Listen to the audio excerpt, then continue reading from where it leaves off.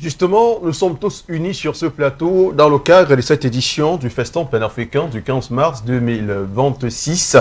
Et pour l'occasion, pour planter le décor concernant le premier sujet d'ancré, il faut le dire, de ce plateau, nous avons dû diffuser avec la collaboration de la réalisation le portrait de l'icône de la semaine consacré à Ali Khamenei qui a été assassiné le 28 février 2026 par les États-Unis et Israël. Avant de pouvoir ancrer de plein fouet sur notre sujet qui porte sur la situation à laquelle fait face actuellement Donald Trump, étant accablé face à la défaite cuisante, il appelle à la communauté internationale ou encore aux différentes forces apprises à une coalition pour rouvrir le détroit d'Ormuz face à la ténacité de la République islamique de l'Iran. Pour tenter de comprendre les motivations d'une telle situation, cela me renvoie directement à ma gauche pour donner la parole à Jonathan Batengeni. Là, on serait certainement face à la fin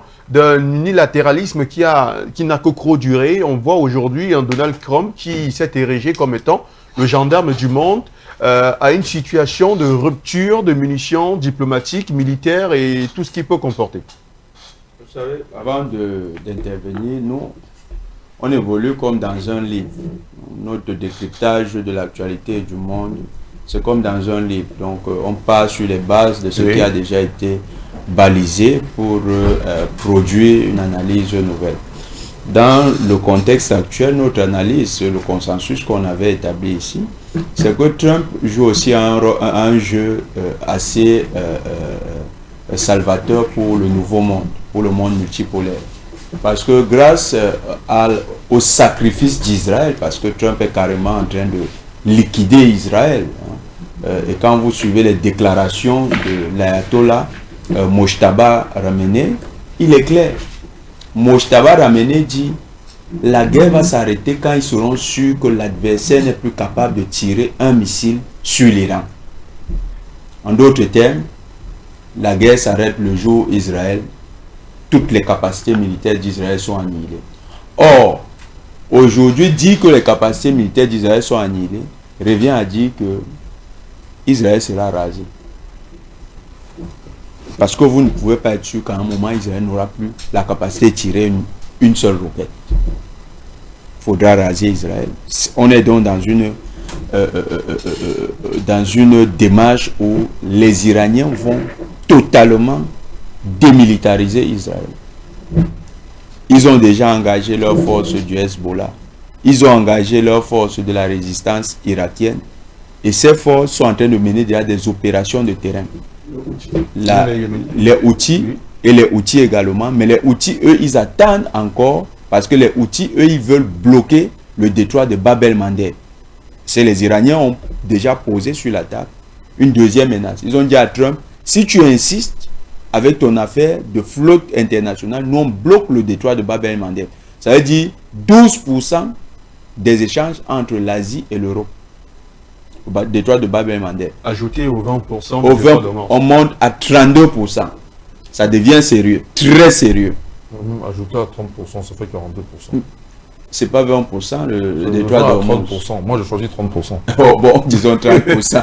On monte à 42%. Non, reste sur les termes quand même officiels. Non, officiellement, c'est entre 20 et 30%.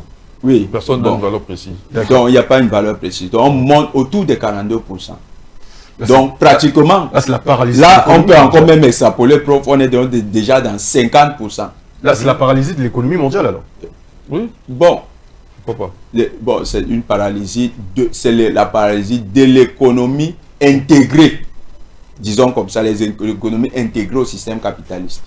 Oui. Parce que quand votre économie n'est pas très intégrée au système capitaliste, c'est un des avantages. On a connu ça avec la Covid. Le fait que l'Afrique n'était pas très intégrée dans le système capitaliste a fait que les systèmes de distribution même de vaccins n'étaient pas prioritaires sur l'Afrique. Voilà, c'était d'abord prioritaire sur eux. Et donc, les mesures même qui ont été prises, c'était là-bas. Israël en particulier. Voilà, Israël, parce que eux, c'est le cœur du capitalisme. Toutes les mesures prises par le Big Pharma ont été d'abord pratiquées en Israël. Donc, pour revenir au sujet, les Houthis, eux, ils attendent d'entrer en action véritablement. Ils ont dit qu'ils attendent le hockey de Téhéran. Mais il y a déjà deux milices qui ont fait parler d'elle. La résistance irakienne, elle a frappé la base d'Erbil des États-Unis, frappé la base d'Erbil des Italiens. Les Italiens ont dit, ils ne veulent pas de problème, ils sont rentrés. Ils ont frappé la base de Marmouche, de l'armée française. Ils ont tué un soldat, ils en ont blessé 5 autres. Ils ont actuellement mené des opérations au sol qui ont permis de détruire une bonne partie de la base de Dafra au niveau de la capitale irakienne. La base Dafra c'est la base américaine dans la capitale irakienne. Donc, Bagdad, les forces iraniennes sont en train de montrer qu'elles ont la maîtrise, elles ont l'initiative au niveau du Moyen-Orient. Ce niveau, c'est connu. Pour nous, nous avons dit que nous ne pouvons pas croire que Donald Trump soit un naïf. Il n'est pas un naïf. Il savait que les Iraniens avaient ces capacités. Souvenons-nous que la responsable en chef de renseignement, de la coordination des renseignements, elle a démissionné quelques mois avant cette opération. Elle a démissionné. Elle a dit que l'Iran n'est pas dans un programme nucléaire. Donc, les renseignements états-uniens montraient eux-mêmes clairement que l'Iran ne développe pas un programme nucléaire qui vise à menacer Israël. Mais de l'autre côté, qu'est-ce qu'on avait? On a un Israël, le Mossad, qui a développé des capacités de nuisance effrayantes, même pour les États-Unis. Ils ont les Epstein, les dossiers Epstein. Dans les dossiers Epstein, ils ont les vidéos de tous les pédophiles, y compris Donald Trump. Et ils font chanter les Donald Trump. Ils disent à Donald Trump, si tu ne pars pas en guerre, on va diffuser tes vidéos dans les réseaux sociaux. Et Donald Trump, il prend peur. Mais vous savez, un homme comme Trump, quand vous lui faites du chantage, il est aussi très colérique. Il se dit, mais on peut faire ça gâte. Hein. Et bien, on estimait que cette guerre initiée par Donald Trump était dans l'optique de dissimuler le dossier Epstein. Il y a l'affaire Epstein. Mais il y a plus. Donald Trump aussi en train de liquider le Mossad, en train de liquider Israël. Le patron du Mossad est mort, David Barnea. On l'a tué avec son patron Netanyahu. Donc, si vous revenez à l'élément. Donc, Donald Trump faisait face à un chantage d'Israël. Donald Trump se rend compte que c'est Israël qui tire les ficelles. Tout ce qu'on appelle l'état profond, c'est Israël. Il n'y a pas 10 états profonds. L'état profond, c'est Israël. Qui manipule Macron? C'est Israël. Qui manipule Stammer? C'est Israël. Qui manipule Zelensky? C'est Israël. Qui a manipulé Biden? C'est Israël. Donc, le fond de l'état profond, c'est Israël. Il faut liquider Israël. Donald Trump a donc tous les renseignements. Il connaît même la capacité de nuisance des Shahed 236. Parce que les Shahed 236, ce n'est pas aujourd'hui qu'on les utilise. Les Iraniens les ont donné aux Russes pratiquement 1000 Shahed que les Russes ont utilisés sur les champs de bataille. Les États-Unis ont vu que les missiles patriotes ont du mal avec les Shahed lorsque ils appliquent la technique de saturation du ciel. Donc les stratèges états-uniens savent pertinemment que les Iraniens ont des capacités qui peuvent de loin dépasser le système de défense antimissile d'Israël et des États-Unis. Ils connaissent, ils ont évalué. Ils savent depuis que les stocks de missiles et de drones des Iraniens peuvent inverser le rapport de force. Mais qu'est-ce que Trump a fait? Trump a vu le chantage que lui faisait M. Netanyahou. Il a dit ok. En plus, Netanyahou n'est pas mu par des logiques rationnelles. Netanyahou croit en des choses que vous avez du mal à comprendre. Il dit qu'il y a un Messie qui va venir. Il faut d'abord tuer les gens. Le Messie va venir. Que lorsqu'on va massacrer, il y a tout un document là. Vous suivez la vidéo. C'est un peu... C'est une sorte de paranoïa, une histoire racontée par un malade mental. Non, c'est le Talmud. C'est le Talmud, hein. Talmud, c'est écrit là-dedans. Là. Oui. Il y a plusieurs Talmuds, hein. Oui, c'est dans un des Talmuds, bien sûr. C'est le Macha, non? D'accord. Oui, mais c'est dans le Talmud, bien sûr. Oui. Moi, j'ai cru que c'était... Netanyahou qui invente ça. Non? Moi, j'ai cru que c'était simplement lui, il a inventé ces trucs pour faire il est coalisé avec des religieux qui croient à ça. Oui. Mais c'est le Talmud. Attention, Talmud, c'est pas la Torah, on est d'accord. C'est des écrits de rabbins. C'est écrit, oui. Nous, on est des animaux, on est C'était prédestiné, alors. Demi-singes. Tu penses que... Attends, tout le problème, par exemple, en paléontologie qui a duré longtemps, là, où Darwin a dit chercher les origines de l'humanité en Afrique. Est-ce qu'ils sont venus chercher? Non. Parce que pour ceux qui sont influencés par le Talmud, directement ou indirectement, eh ben non, les Africains étant des demi-hommes, demi-singes, on n'a pas cherché les origines de l'humanité là-bas. Quand on met Obama et Madame Obama en singe, là, tu crois que ça vient d'où? Ah, parce que ça vient des Blancs, que le Blanc a pensé un jour que le Noir était un singe, alors que le Noir est son ancêtre. C'est le Talmud. C'est écrit, Maïmonide, je vous ai montré, mon cher Ben Maïmon, c'est écrit. D'accord. Je vous ai même lu ça. Voilà, D'accord. Et il n'y a pas que lui, c'est dans différents Talmuds. Tout à fait. Voilà. D'accord. Donc voilà des conneries comme ça auxquelles des gens ont fait croire, y compris ceux dégénérés, paix à son âme, peu importe, paix à son âme, Netanyahou. Aujourd'hui, on sait qu'il a été liquidé par les Iraniens, paix à son âme. Mais ils croient à ça. Bon, même si... Imaginez-vous, vous êtes Trump, Oui. vous êtes assis dans votre bureau. Un malade mental vient vous dire qu'il y a son messie qui arrive quand il va tuer les gens. Qu'est-ce que vous faites? Et il vous menace que si vous ne faites pas venir son messie, il va monter vos vidéos où vous commettez des actes de pédophilie, de pédérastie, des choses un peu bizarres. Mais à la limite, vous lui servez ce qu'il veut. Et aujourd'hui, Trump a servi à M. Netanyahou ce qu'il voulait, sa mort. C'est arrivé. Donc aujourd'hui, vous avez le patron des renseignements d'Israël, que ce soit le Shin Bet ou le Mossad, ils ont été tués. Les États-Unis savaient tout ça. Hein? Ils savaient. Les États-Unis savaient que les Iraniens avaient les capacités là. Ce qui se passe, c'est que on est en train de liquider Israël en faisant du cinéma. À la limite, les États-Unis sont en train de faire du cinéma contre Israël. Tu me dis non, on va ramener. Quel navire va ramener? Il sait que les capacités de défense d'Israël, de l'Iran à l'heure actuelle, renforcées avec le renseignement russe et chinois, sont telles que l'armée américaine ne peut pas intervenir là-bas. En plus, vous avez vu les vidéos de Téhéran? Regardez les vidéos de Téhéran. Des populations qui, lorsqu'on bombarde un bâtiment, elles marchent sereinement. Personne n'a même un sentiment d'effroi. Vous avez sur 90 millions de population, personne n'a peur. Je ne sais pas si en persan il y a le mot peur. Personne n'a peur. Ils marchent dans les bombardements comme s'ils étaient assurés que les bombardements ne peuvent pas les tuer. On dit qu'on recherche les leaders. Les leaders sortent dans la rue et ils se filment. Et ils disent à Trump, mais tu nous cherches où? Nous sommes ici dans les rues. Vous avez un peuple comme ça. Vous allez mener une opération au sol. Je crois que sauf si vous êtes un peu déjanté comme Netanyahou et sa bande, le défunt Netanyahou et sa bande. Parce que un peuple comme ça, c'est un peuple qu'il ne faut pas... Vous insistez à dire... C'est le défunt Netanyahou. C'est le défunt. Son compte a été réglé. Et l'armée iranienne a fait son travail. Les gardiens de la révolution lui ont rendu coup pour coup ce qu'il faisait aux autres.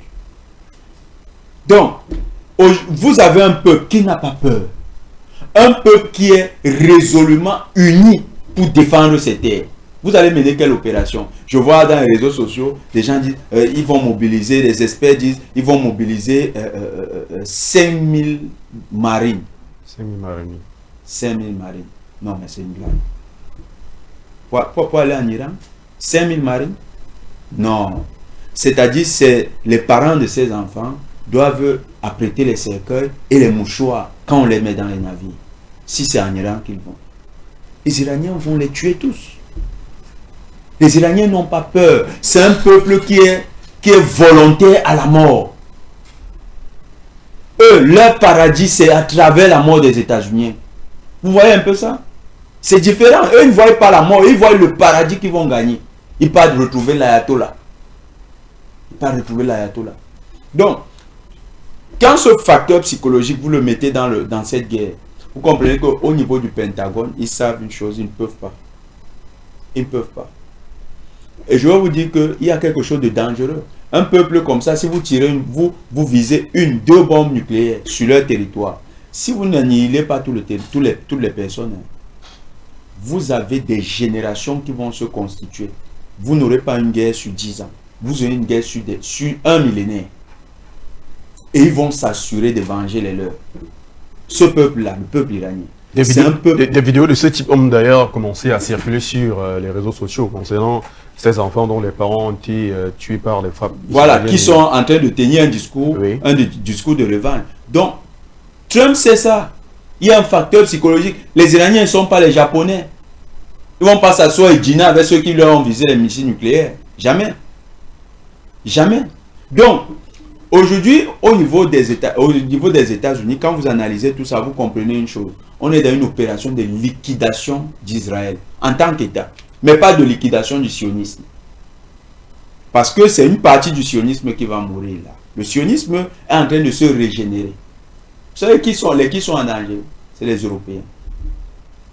Parce que le sionisme a déjà contrôle déjà les centres de décision en Europe. Les Ursula von der Leyen, les Emmanuel Macron, les Stamm, tout ça. Ces sionistes-là,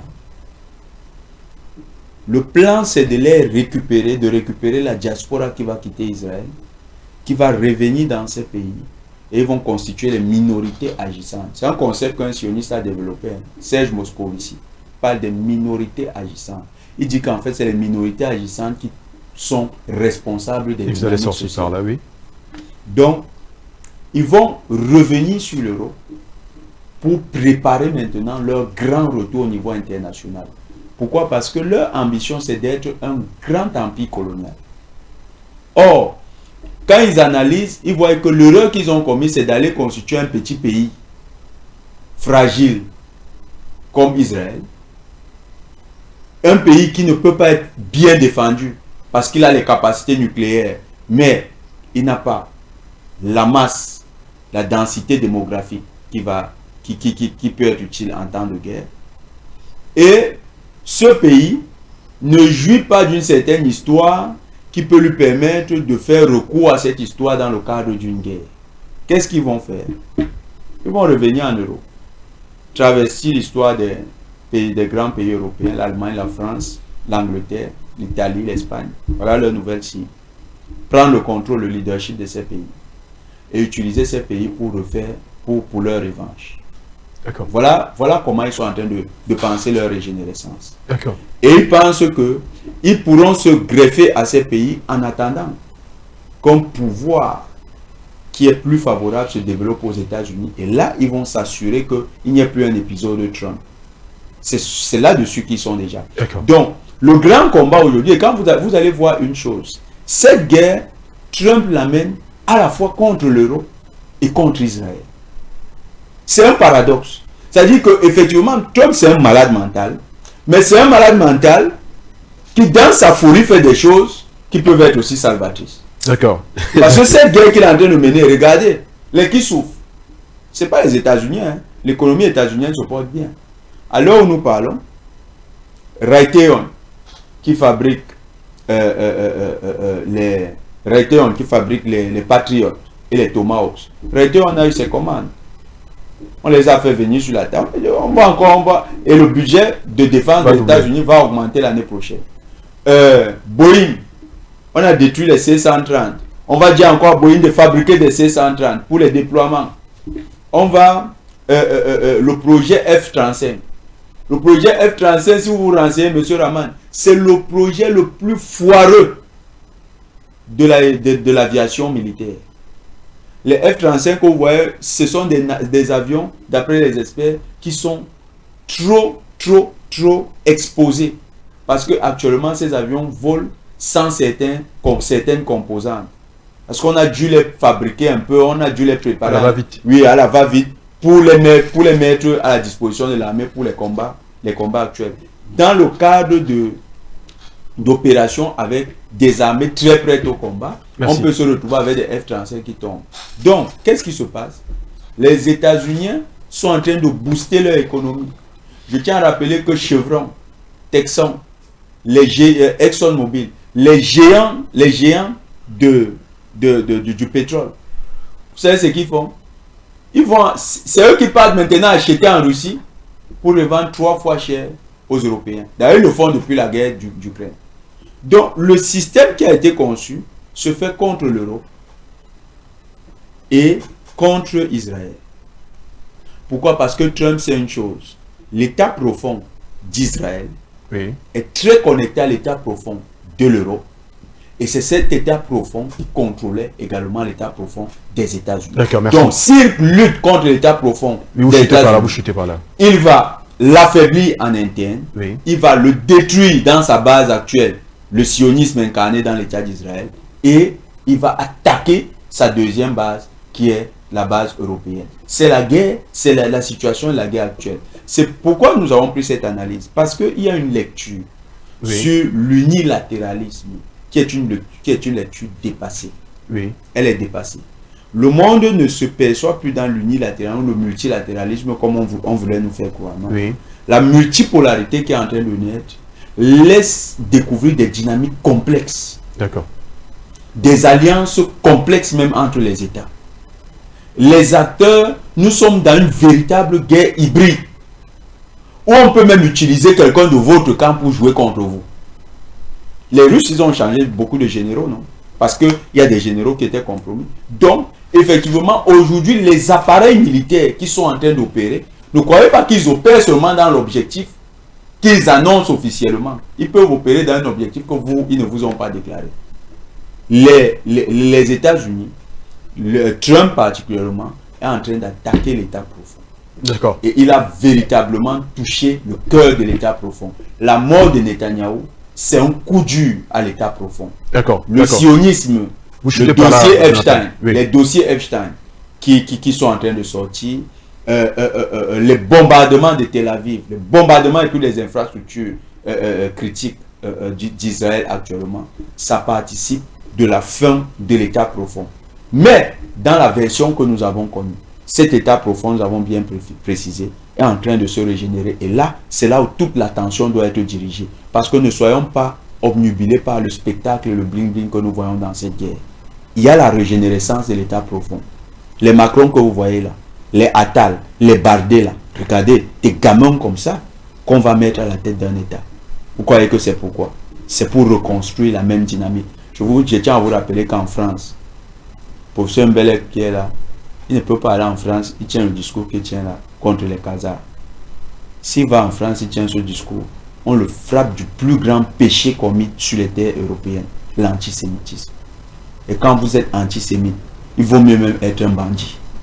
Si vous êtes un bandit encore, on peut vous comprendre. Mais antisémite, ça c'est le pire crime dans les nations européennes. D'accord. Merci pour ce très beau déroulé, Jonathan Batengene, ce qui nous permet de poursuivre et de rappeler à l'ensemble de nos téléspectateurs qui de rejoindre à l'instant, qui regardent le feston panafricain sur Pan-African Media TV et qu'ils ont la possibilité de partager massivement à travers nos différents réseaux sociaux, notamment Facebook et YouTube. Et n'hésitez pas de télécharger notre application mobile sur App Store et Play Store, ce qui me permet directement de revenir vers vous, Monsieur Bertrand Tatinda.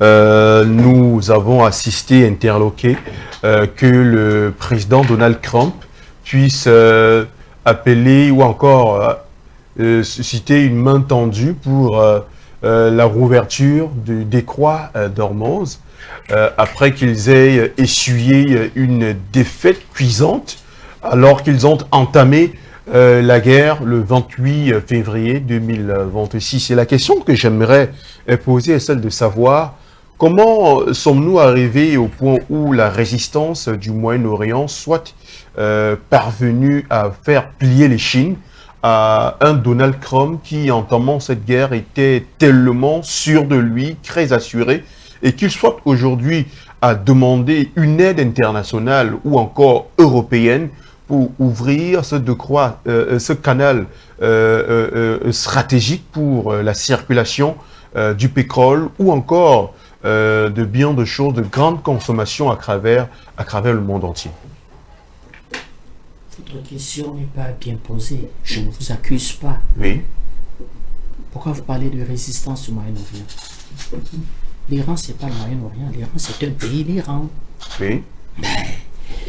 Donc, il faut dire comment La résistance iranienne. la résistance et la contre-attaque iranienne Oui.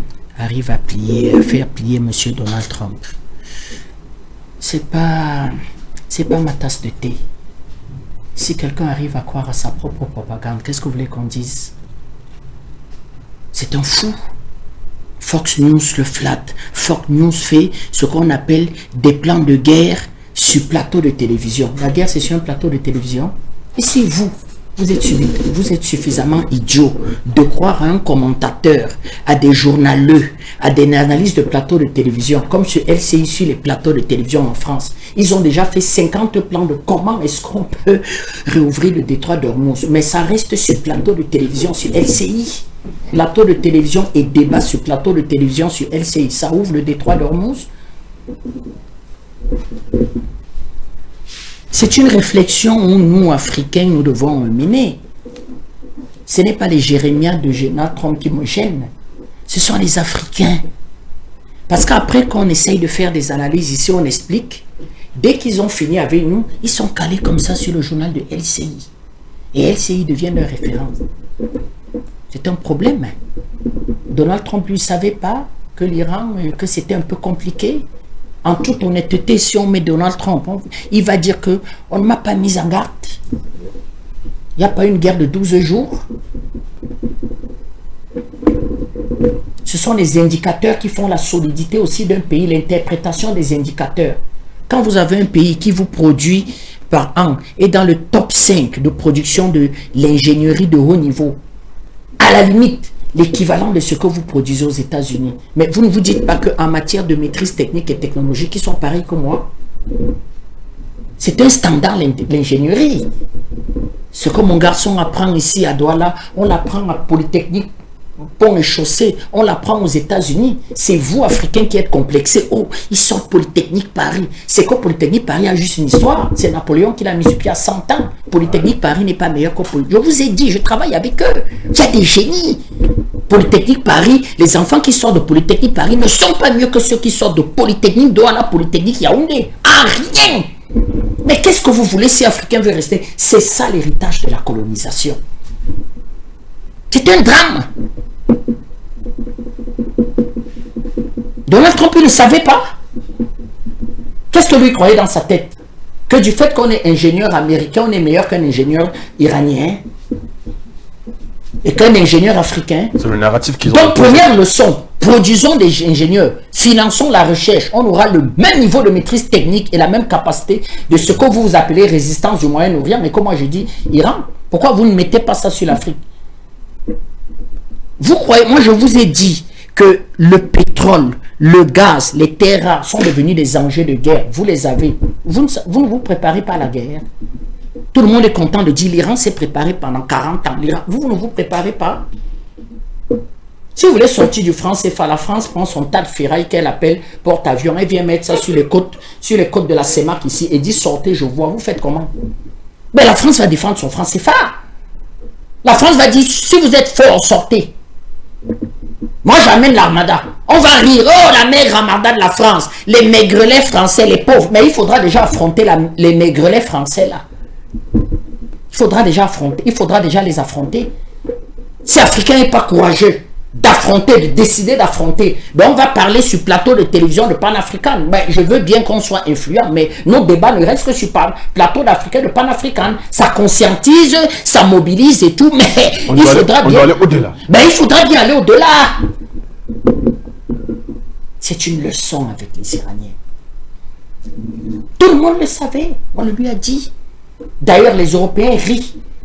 Ils disent, tu étais orgueilleux, gonflé. Tu ne nous as même pas dit que tu lançais l'opération.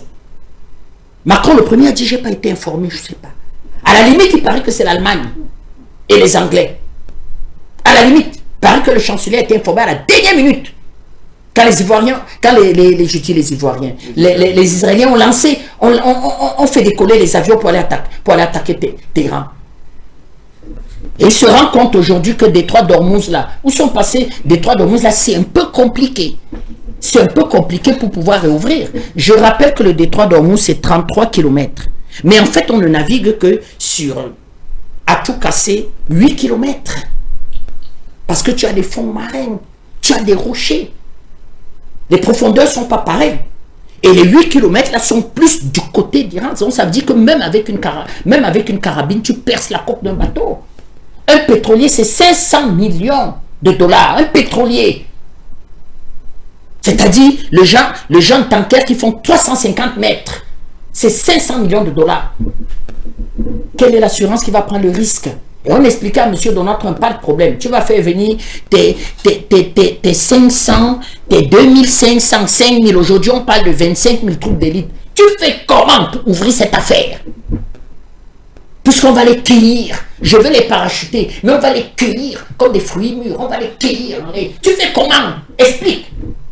Et ce sont les commentateurs, les journalistes de LCI qui expliquent, les généraux des plateaux de télévision. Nous n'avons pas souvenance d'une véritable guerre que la France a gagnée. Même la guerre d'indépendance et d'occupation au Cameroun, ça a été très compliqué sur la France. Ils ont dû utiliser le napalm. Parce que les résistants qui partaient du nord et Kélé, du sud Cameroun, de l'ouest du Cameroun et tout, avaient dit à la France que ici, ça se joue par terre. Napalm. Ah oui. C'était compliqué. On explique. Et maintenant, le journal explique. Les commandants, oui, ils vont faire comme ça, ils vont faire comme ça. Et puis comme ils ont anéanti la marine iranienne. Mais vous avez anéanti la marine iranienne. Mais ça veut dire que le détroit est donc ouvert. Puisque les Iraniens vont réagir comment? La marine, elle est anéantie. Il n'y a plus rien. Mais passé, c'est terminé. Le monde est, on est heureux. Ça circule. Mais comment peut-on expliquer que l'assassinat de l'Ayatollah, qui pourtant était une source d'espoir pour les États-Unis, s'est transformé en une sorte de combustible pour les Iraniens?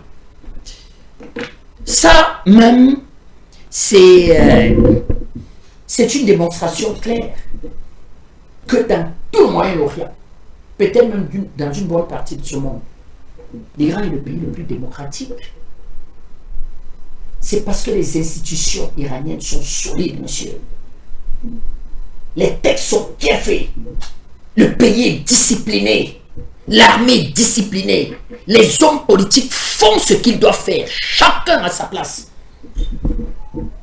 Tu 200 ayatollahs. Tu auras le même niveau de résistance de l'Iran. Ils ne sont pas dans des modifications fantaisistes de constitution, dans des démarches de pied nickelés. Moi, je vous ai dit ici que j'aime les dictateurs. J'aime les dictateurs et j'aime les dictatures. Ce sont les dictateurs qui élèvent.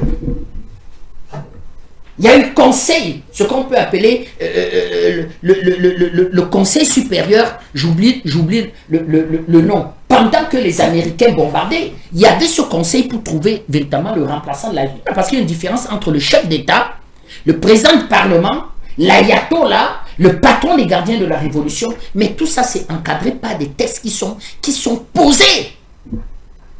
Donc c'est un pays sérieux, c'est un pays démocratique. Un pays démocratique est d'abord adossé à ce que je peux appeler de véritables textes, des textes sérieux. C'est des leçons pour nous les Africains. Donc quand vous voyez souvent nous sommes durs avec nos amis de l'AES, et nous avons été durs avec nos amis maliens, c'est parce que nous leur avons dit que cet espace-là, il faut l'organiser de façon sérieuse. Les textes doivent être sérieux. On ne veut pas voir le pouvoirisme. On ne veut pas voir le pouvoirisme parce que s'il y a pouvoirisme, on va retourner à la position ante. C'est-à-dire que les gens viennent chercher des avantages à travers une révolution. Et nous, on va vous expliquer que ce n'est pas qu'une affaire de Maliens. Vous allez avoir affaire aux Africains. Quand on était dur ici, Choguel leur a donné... D'abord, je profite pour saluer le grand frère Choguel, avec beaucoup de respect et d'estime. Bravo. Salutations distinguées et respectées, très chère Rémi.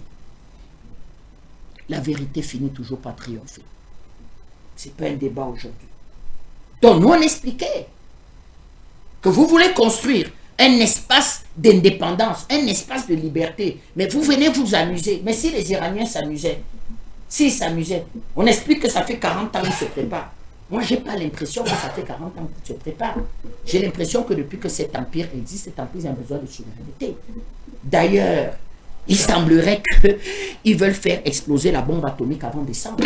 Et c'est pour ça que je disais que le débat là ne pourra pas être, les ayatollahs ne pourront pas s'exonérer de ce débat. Qu'est-ce qu'on fait de notre relation vis-à-vis de la bombe atomique? Comment on fait? Il y a fatwa pour celui qui veut mener la recherche fondamentale en amenant la recherche vers la bombe atomique. Mais en même temps, il y a besoin de souveraineté du pays clair. L'ayatollah n'est pas Dieu. On peut contredire l'ayatollah. On peut contredire l'ayatollah. Les ayatollahs là-bas sont respectés. On se couche parce qu'ils sont pertinents et on voit où ils ont amené le pays.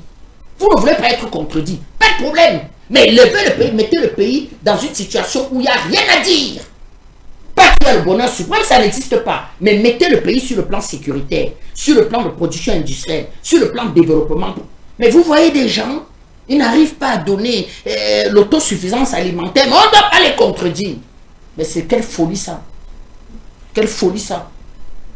Ne doit pas vous contredire, vous n'arrivez pas, vous avez des populations de 6 millions d'habitants. Il y a un qui fait son élection présidentielle là ce dimanche. Il n'arrive pas à donner le manioc. Il dit jeune, quand il n'y a plus de travail, vous devez vous prendre en charge. Mais en attendant, le pétrole de ce pays prend en charge son fils. C'est pour ça qu'il n'existera jamais comprimé contre coup d'État en Afrique. Là, vous parlez de Denis Sassou Nguesso. Non, c'est tout ça. Ne me dites pas de qui je parle. Non, justement, puisque pour la... si vous avez compris, c'est tant mieux pour vous. J'explique que voilà, je prends les analogies en Afrique. C'est pour la gouverne de nos téléspectateurs. Mais nos spectateurs sont intelligents. Quand ils viennent ici, ils sont intelligents. Vous croyez que j'ai peur de prononcer Denis Sassou Nguesso? Est-ce que c'est très différent au Cameroun? On est autosuffisant au Cameroun. L'UNICEF nous fait des soutiens alimentaires chaque année. Les États-Unis nous envoient des bateaux de riz. Vous n'êtes pas au courant du riz qui a disparu? Je vous en prie. Donc on doit apprendre. Donc là, l'Iran est une véritable démocratie avec des textes posés.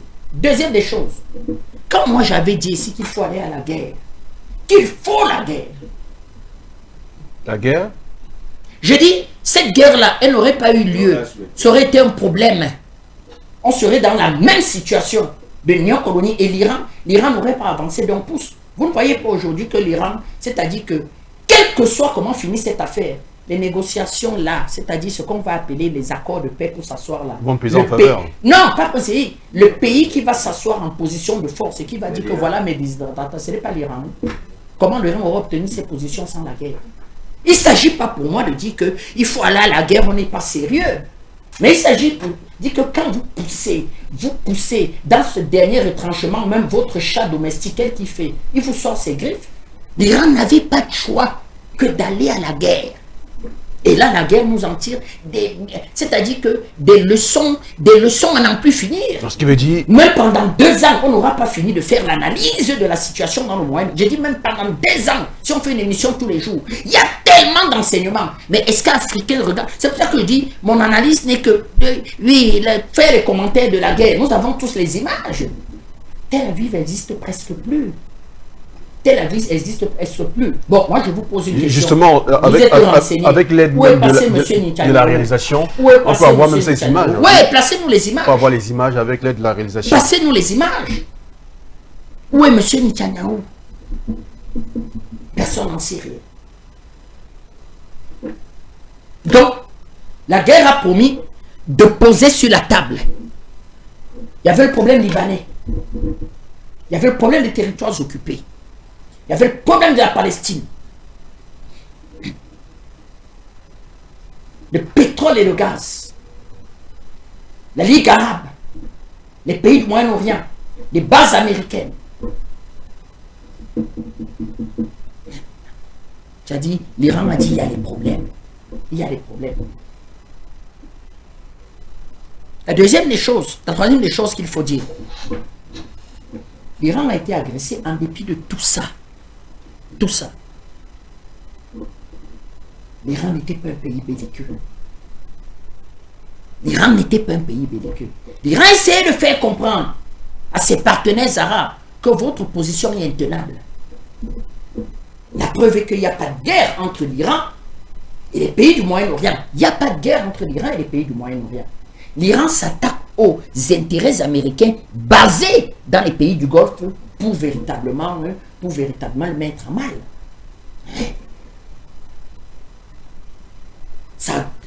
Ça amène directement à questionner que qu'est-ce qu'on fait par la suite? Qu'est-ce qu'on fait par la suite? Je vois aujourd'hui l'Arabie Saoudite et les Émirats Arabes qui demandent l'aide militaire. Vous savez de qui? De la Belgique. Moi, je croyais qu'ils avaient signé un pacte avec Washington.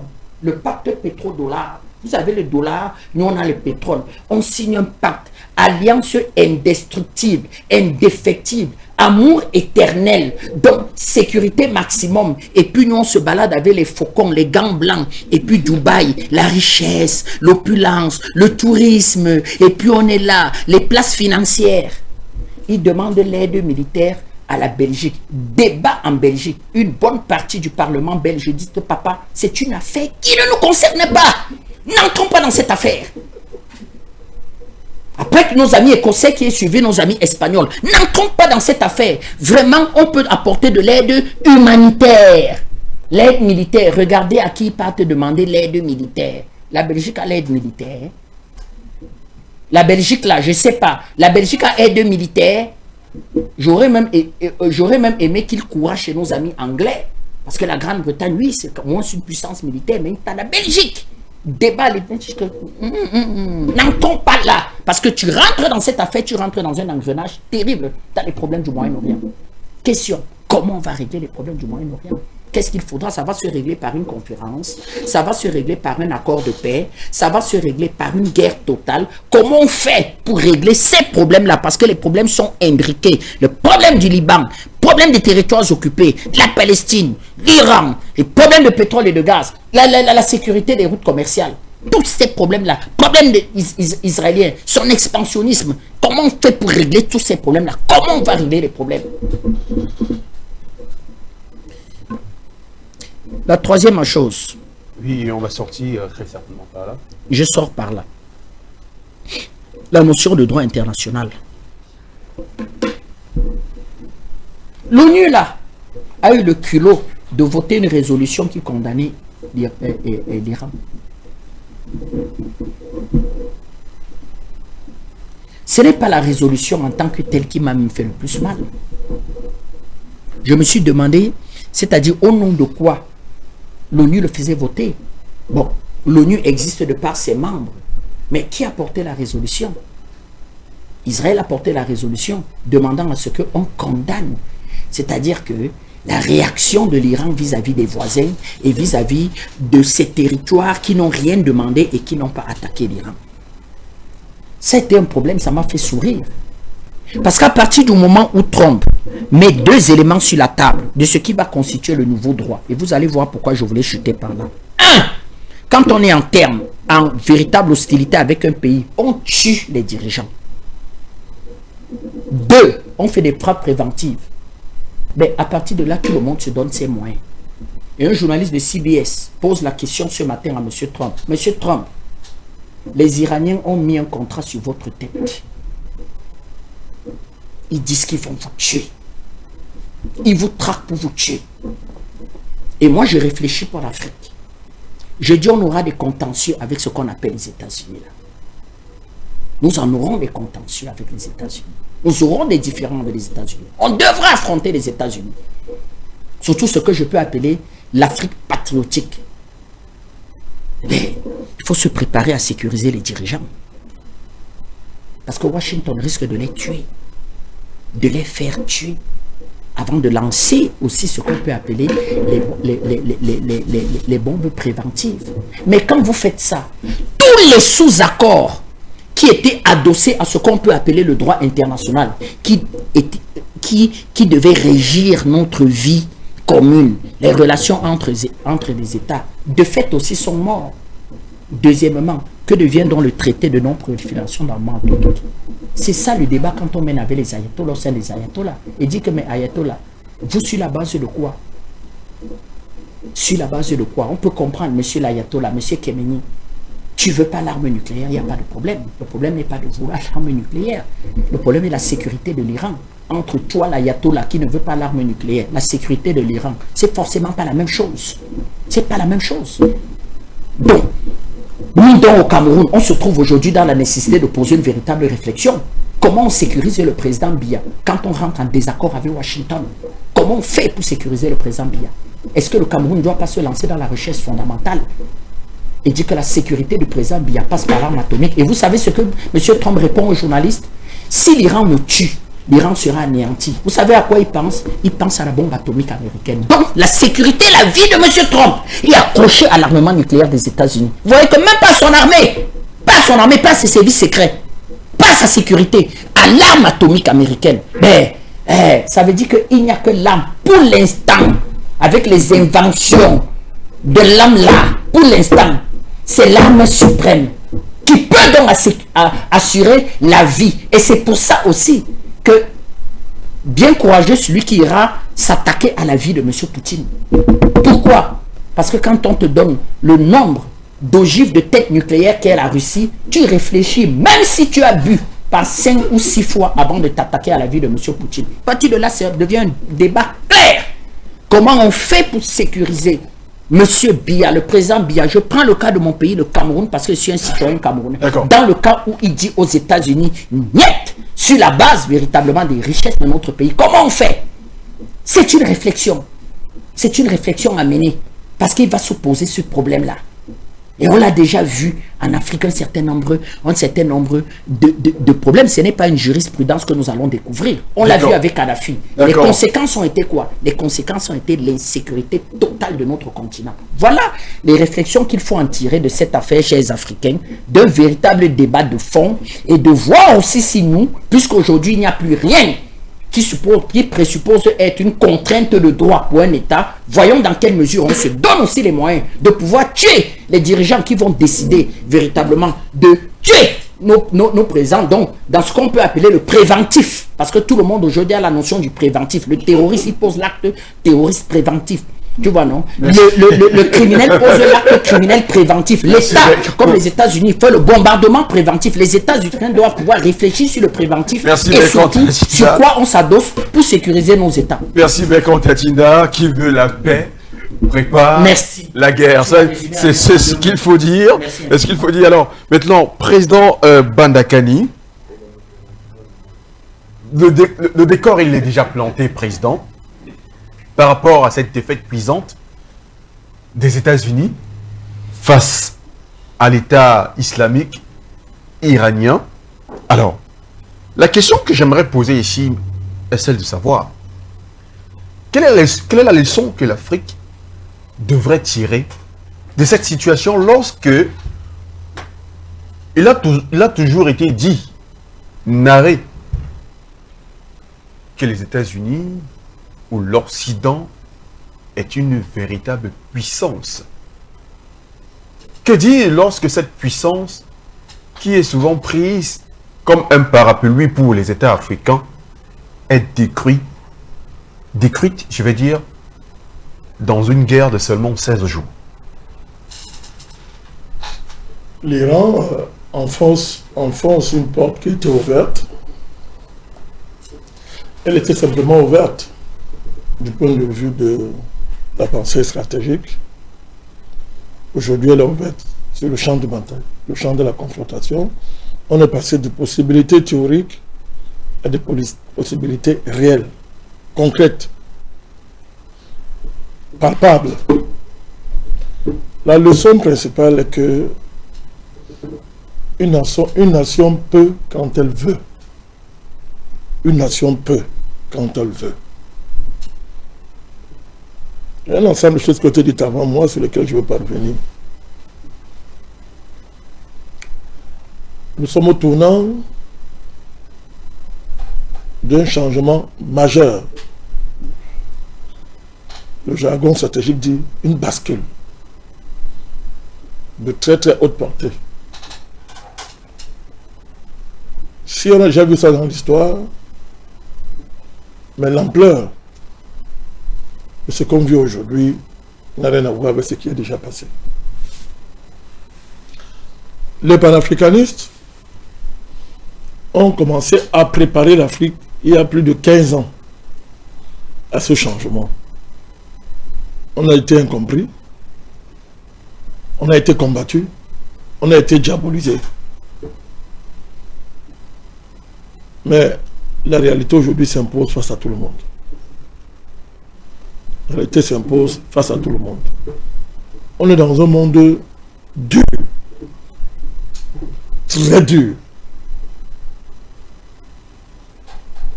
Les médiocres, les gens qui ne veulent pas réfléchir, qui ne veulent pas être responsables, les dirigeants qui n'ont pas la capacité de se projeter comme le dirigeant iranien, qui avait déjà intégré, qui peut donner sa vie pour son peuple.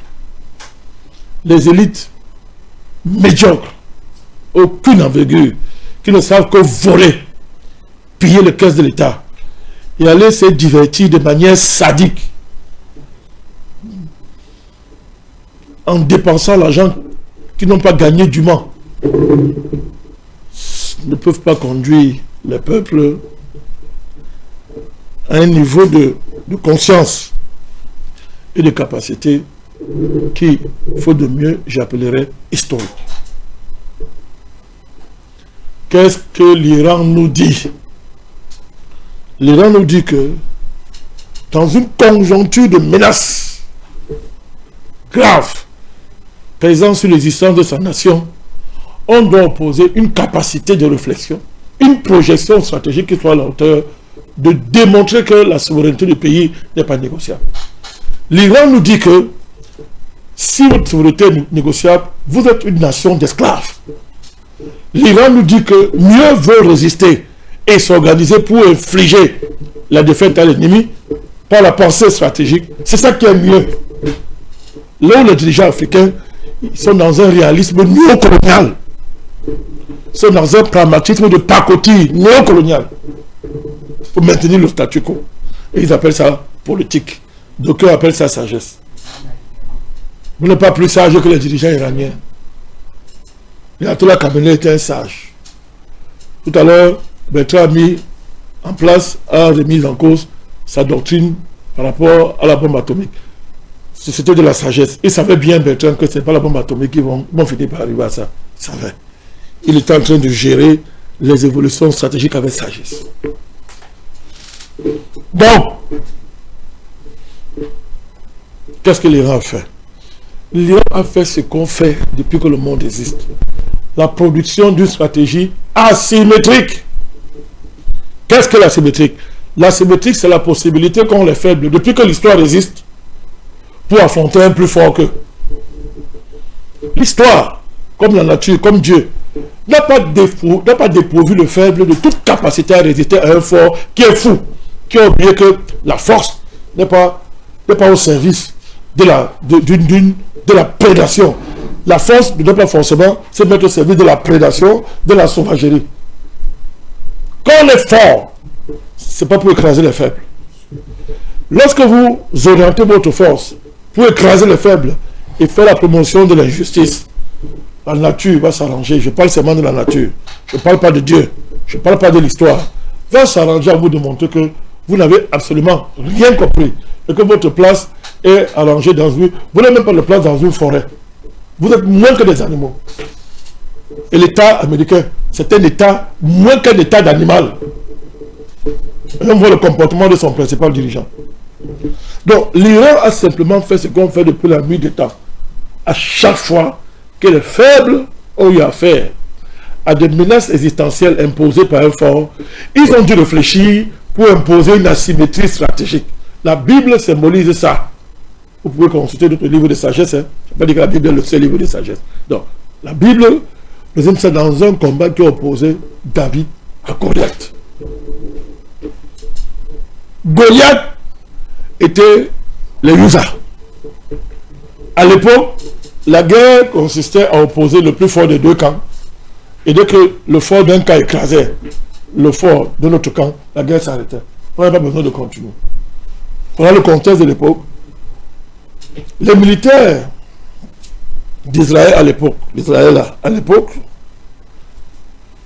qui avaient fait des grandes écoles, Comme aujourd'hui, tout nouveau cadre, c'était au cadre militaire africain qui se vante, dit, moi j'étais à Saint-Cyr, dit, moi j'étais à West Point, dit que j'étais à l'Académie britannique de Westminster, tout ça. Ils ont des gros titres là, qu'ils vous sortent tous les jours, de West, ils ont ces gros titres là. J'ai fait ça, j'étais major de ma promotion. Tout le monde sait que tu fais même major de ta promotion, on ne t'apprend rien là-bas, de manière officielle. Leur vraie chose ne tournera jamais assez à ça. Ils vous transmettront. Ils ne vous transféreront jamais la technologie. Les Américains vous vendent les armes, ils gardent les clés pour les déclencher. Donc ça ne sert à rien de venir brandir toutes ces formations-là. Ça peut influencer les petits Tintins dans votre pays, mais ça ne sert absolument à rien. Donc ces gens-là demandaient, disaient à David que pour affronter Goliath, il faut être comme lui. Tu dois avoir des cuirasses, des flèches, des épées grosses comme lui. Goliath était un géant, il était très géant. Il faut avoir l'équipement aussi lourd que lui. David qui avait le génie de la symétrie, qu'il avait appris en protégeant son troupeau, le troupeau de son père contre les lions. Je répète ça. On est dans le symbolisme, mais quelqu'un qui comprend très bien ce que je suis en train de dire. Qui avait appris comment faire la symétrie, la guerre symétrique, en protégeant le troupeau familial contre les lions. Il a dit au roi de l'époque que mon ami, moi, votre stratégie là, c'est pas bon. Moi, je suis un stratège de la symétrie. Moi, le type là pour l'affronter, je n'ai pas envie de vos armements, c'est trop lourd. C'est trop lourd, ça m'empêche d'être agile. Moi, j'ai besoin d'une fronde et de 5 cailloux. On a dit, mais ça, c'est quel Tintin ça? C'est quel Tintin ça? Il dit, tu vas l'affronter, le type avec quoi? Il dit, j'ai 5 frondes, j'ai 5 cailloux et 5 frondes. Comme en même temps Goliath les effrayait tous, personne n'était en mesure d'aller affronter Goliath. Même le roi avait fui. Le roi lui avait fui, tout le monde avait fui. Il a dit il allait affronter Goliath.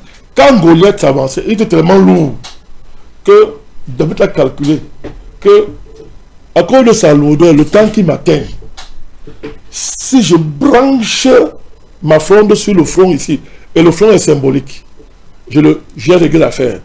Plus l'Américain qu'on appelait Goliath, avec sa lourdeur, se déplace, le gars a calculé, il a frappé, il a tiré la fronde, il a frappé ici au front. Là! Et le monstre Goliath, extrêmement lourd, s'est effondré. Et le combat s'est arrêté. David, depuis ce jour-là, est devenu membre de la famille royale. Parce que le roi a promis que celui qui va tuer Goliath va prendre ma fille. Pourquoi je prends cette image? Les Iraniens ont réfléchi. Les Iraniens ont dit, nous n'aurons jamais le budget militaire nécessaire pour construire des flottes, des porte-avions, des armes les plus sophistiquées pour aussi bomber le Totos et affronter les Américains. Nous allons réfléchir. On va analyser par la pensée stratégique la configuration de la mer américaine et la manière par laquelle elle se projette hors de son territoire. De quoi, comment est organisée, comment est structurée la thalassocratie militaire américaine, sa puissance américaine, comment elle se positionne, quels sont ses yeux, quelle est la tête, comment est sa tête, quelles sont ses cuisses, quels sont ses pieds. Ils ont réfléchi. Ils ont vu que les gens là sont tellement lourds. L'armée américaine est une obésité, elle est tellement grosse, lourde, pourrie de l'intérieur, par le sang qu'elle a versé depuis des années et par la paresse intellectuelle. Par la paresse intellectuelle, conséquence de la faillite économique américaine. Les Iraniens ont vu ça, ils ont dit, si nous changeons le cours de la guerre, je m'arrête là. Vous voyez l'audace? Vous voyez l'audace? Si nous changeons le cours de la guerre, et ça c'est le bas de la stratégie, on ne va pas en guerre sur le terrain de l'adversaire. Quand vous faites la guerre avec quelqu'un, ne jouez pas sur son terrain là où il est fort, il vous écrase. Dans la guerre, quand vous réussissez à amener l'adversaire de votre terrain, vous avez à gagner. Parce que c'est un terrain inconnu. Ce que David a fait, il a joué sur le terrain, la fronde de la pierre. Goliath n'avait jamais pensé un jour que dans une guerre, je peux trouver quelqu'un qui viendra avec une pierre, avec 5 pierres et une fronde pour se mêler. Il était habitué à affronter les gens aussi qui étaient comme lui. Ça, c'est la symétrie. David a créé ce qu'on appelle un champ asymétrique. Monsieur, l'Iran a créé un champ asymétrique. Il en était le maître. Oui, monsieur. Ah, c'est clair. Alors, pour faire ça, on a besoin d'avoir des budgets extraordinaires. Le budget d'une telle démarche est adapté à tes moyens. Oui, monsieur. Ce sont les drones charrettes. D'autant plus que sur le plan des faits, pour envoyer vos argumentaires, certains missiles de 20 000 € de l'Iran sont interceptés avec des drones de 20 000 € sont interceptés chez les Américains avec au moins 5 millions d'euros et tout. C'est ce que j'appelle le missile charrette. Voilà tous les drones charrettes. Voilà toute l'histoire. Le drone charrette, quand les Iraniens lancent 1, 20, 30, 40, 100, 200, 500, on n'écoute rien. Mais chaque fois que les Américains interceptent ça, ils perdent des millions de dollars, monsieur. Le professeur Rizkani, chaque fois qu'ils interceptent, ils perdent des millions de dollars. Et l'Iran a dit, ok, si je multiplie la capacité, si j'oblige les gens-là à intercepter plusieurs dans un tel nombre, sur un temps limité, ils sont en incapacité de se mouvoir. Oui, monsieur. Les Américains, obèses, comme ils sont, obèses, leur armée obèse, qui ne réfléchit plus, n'a jamais imaginé qu'on pouvait lui opposer ça, puisqu'ils sont obligés à la démesure, à la grandiloquence, à l'excès. L'opulence. L'opulence, c'est la mauvaise opulence, qui se traduit par une obésité qui est en putréfaction. Mais moi, je l'ai pèse. Hein. Oui. Ils n'ont pas été capables d'anticiper une telle asymétrie. L'État démoniaque là qu'on appelle Israël, qui est de l'autre côté, lui c'est pareil. Lui, c'est la nation start-up. Donc la guerre, c'est la guerre start-up. Technologie pour technologie, machin, ça fait rire. Les gens comprennent que bon, c'est une bande de vauriens. Une bande de vauriens. Je vais régler, tant que nous avons réglé la question des États-Unis, et que la question du nombre de fer, qui est une petite opération mathématique qu'ils ont résolue à quelques temps record, on va le surcharger, on va saturer le dôme de fer, on envoie les faux missiles qui le saturent. Pendant qu'il est saturé, on envoie les vrais. Si on envoie même 300 faux missiles, 2 vrais missiles passent, les dégâts sont extraordinaires. C'est comme ça qu'ils ont transformé le dôme de fer en un dôme d'argile qui ne sert à rien. Fini là. Et sophistication pour sophistication, ils ont réussi à produire des missiles balistiques puissants que personne ne peut intercepter. Oui, monsieur.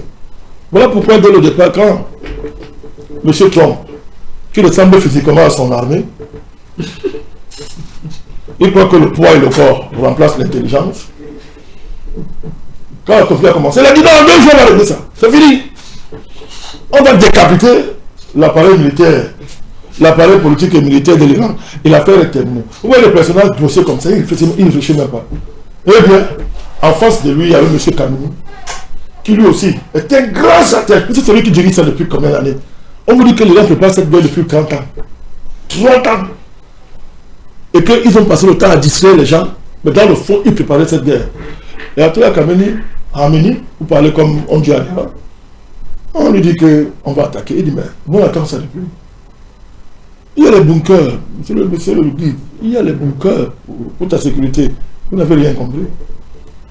C'est maintenant que la stratégie commence. Je vais aller à mon bureau avec ma femme, mes enfants et mes collaborateurs. L'heure a sonné. Ils n'ont qu'à frapper. Il avait compris que, en mourant martyr, il change la mentalité de son peuple en un temps record. Il va tuer les divisions internes du pays. Il va créer un nouvel axe d'unité autour de la résistance du pays face à l'agression sioniste américaine. C'est ce qu'il a fait. Le premier acte qui change le cours de la guerre, c'est le sacrifice, c'est le martyre du guide. Puisque tous les chiites de la région ont compris que ce n'est pas une guerre de l'Iranien. Écoutez très bien, s'il n'y a pas eu la mort de l'ayatollah Khamenei, son sacrifice, les pays du globe ne seraient pas restés aussi passifs alors que l'Iran frappe les bases américaines. Les pays restent passifs parce que dans ce pays-là, la contradiction qu'il y a entre les sunnites et les chiites, l'ayatollah Khamenei a réglé ça par son martyr. Du coup, c'est-à-dire que tous les musulmans chiites du monde Et même ceux qui ne sont pas chiites, on dit que l'affaire c'est...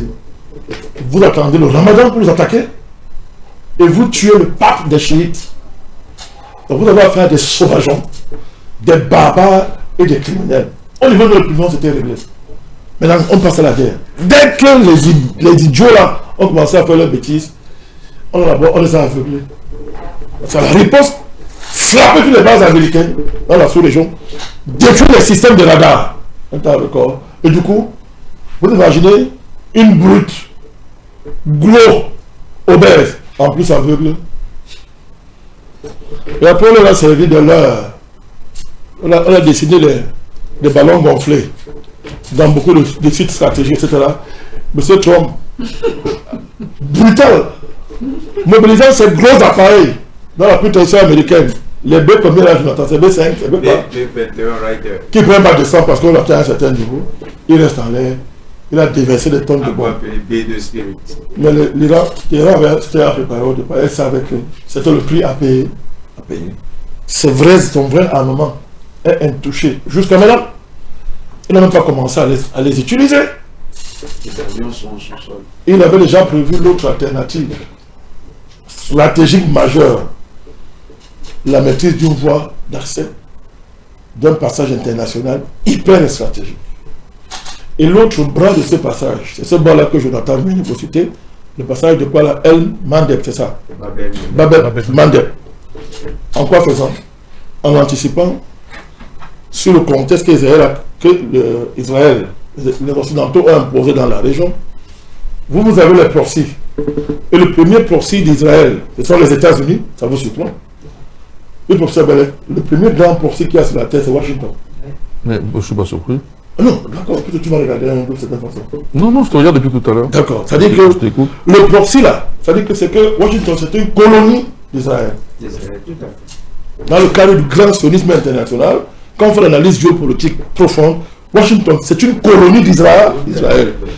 Le manque d'attention qu'on a accordé à cette colonisation étrange, vous savez, où un petit État est le patron de la soi-disant première puissance mondiale. L'incapacité à bien comprendre ce que ça signifie. C'est-à-dire que l'armée américaine est une armée, Jonathan, qui en réalité est commandée par Israël. Oui, on l'a vu plusieurs fois. Il y a des commandes. Si vous vous souvenez, Carlson Tucker, je ne vais pas citer d'autres personnes. Il vous dit que lorsqu'il y a eu ce qu'ils appellent l'attentat de septembre, il vous dit que même les militaires israéliens débarquaient au Pentagone et mettaient tous les militaires américains au bas. Imaginez la scène. Hein? Bertrand, imagine la scène. Ils les mettaient tout au bas. Ils prennent des cartes, ils se sont cassés. C'est eux qui commandaient. C'est la première puissance mondiale. C'est-à-dire que voilà pourquoi l'armée américaine est une armée privatisée. Une armée privatisée n'est pas une armée. C'est une forme de contrôle d'intendance pilotée par ceux qui financent. Ce sont ces financiers, monsieur, qui décident qui est président. Les États-Unis ont le congrès le plus corrompu du monde de l'histoire de l'humanité. Parce que pour faire élire un sénateur, monsieur, il faut une quantité de dollars que tu ne peux pas avoir. Ce sont ceux qui donnent ça. Voilà pourquoi Netanyahou et les Israélites, les Israéliens, les pays potentiels israéliens, quand ils vont aux États-Unis, ils méprisent les dirigeants, ils méprisent les congressistes, ils méprisent le président. Oui, monsieur, c'est un fait. Alors, les gens n'ont pas pris ça en compte. L'Iran a pris ça en compte correctement. Il a dit, ok, comment paralyser économiquement le patron d'Israël? Je ferme le détroit d'Ormuz et j'ai l'autre épée de Damoclès, Babet El Mandeb. À tout moment, j'ai les outils qui peuvent fermer ce passage à tout moment. Ça s'appelle l'étranglement. C'est la guerre hybride. Vous comptez seulement sur le plan militaire. L'Iran a déjà prévu que sur le plan économique, il a de pouvoir apprécier le monde entier et obliger le monde entier et obliger les pays du Golfe qui sont des financiers du dollar, un des soutiens majeurs du dollar, les obliger à dire à leurs parents que, s'il te plaît, arrête cette guerre le plus rapidement possible. Nous, on n'en peut plus. Est-ce que c'est possible alors, président? Vous me dites, on est là dedans, on c'est possible. On est là dedans. C'est ce qui s'est passé, M. Raman. C'est ce qui s'est passé. Dubaï, les gens ont déjà fait. À Dubaï, ils ne mangent plus. Les magasins sont vides. Partout sur la débandade. Vous allez au Qatar.